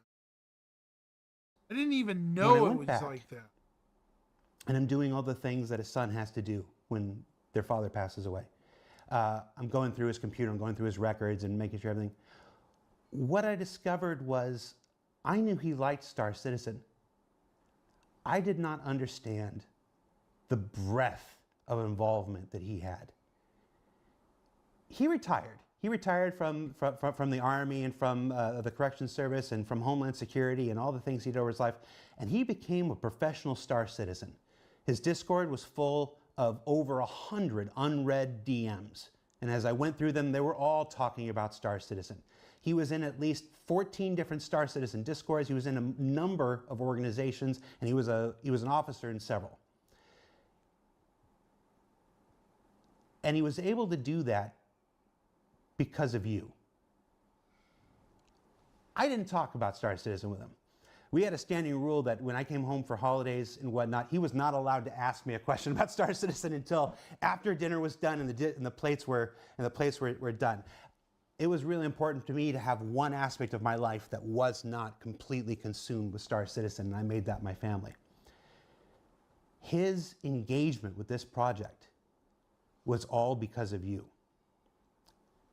There were Star Citizens at his funeral. There were Star Citizens at his wake. And not the worst Star Citizen I've ever been to. But what I came away with is just a profound appreciation for the community, for many of your roles in his life. His retirement was playing with you. So many of you, names I see in the chat, I saw in the chat today, which is why I'm saying this now. So, from me, personally, thank you for being there for him when I wasn't able to be. And you made the last 6, 7 years of his life some of his happiest. So, that's all I wanted to say. Thank you for watching. Thank you for playing Star Citizen. Thank you for being the community that you've always been, even the ones that call out total BS. You're all appreciated. I want to just say, the Lando family, Colonel 07's Dad Lando, may he rest in peace among the stars he loves so much. As part of this project. Godspeed, fellow troopers. That's it for this show. Tune in next week. There's a BTS episode and an ISC episode about something. I can't even think about what they are anymore. Thank you. And we'll see you next week, everybody. Take care. Bye. Thanks.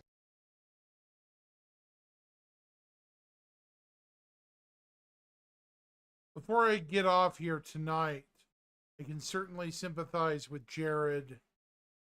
And it's very sad that his father passed away in November, because November 7th, my own twin brother of 39 years of age also passed away. He also had numerous health issues, and at certain points, I was attempting to bring him into the verse as well, possibly as a member of my org.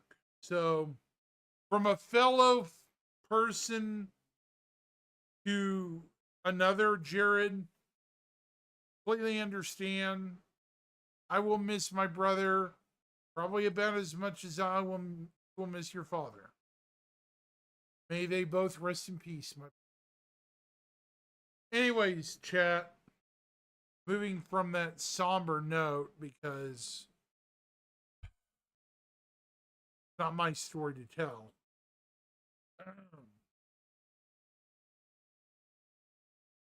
Knows.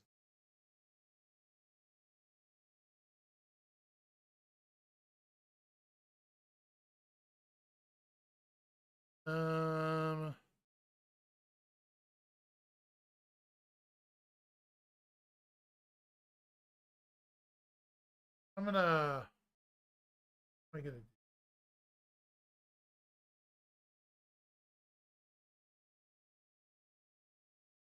need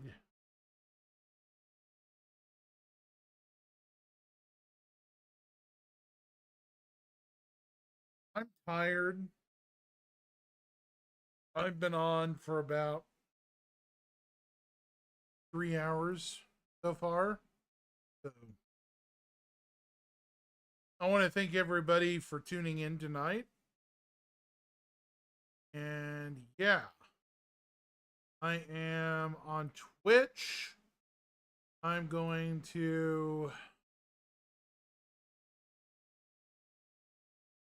see who I'm going to rate. Probably nobody.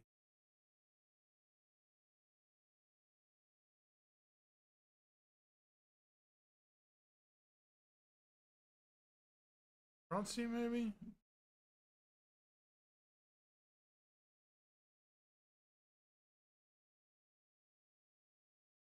Let's raid the Soul Citizen. We're on Twitch.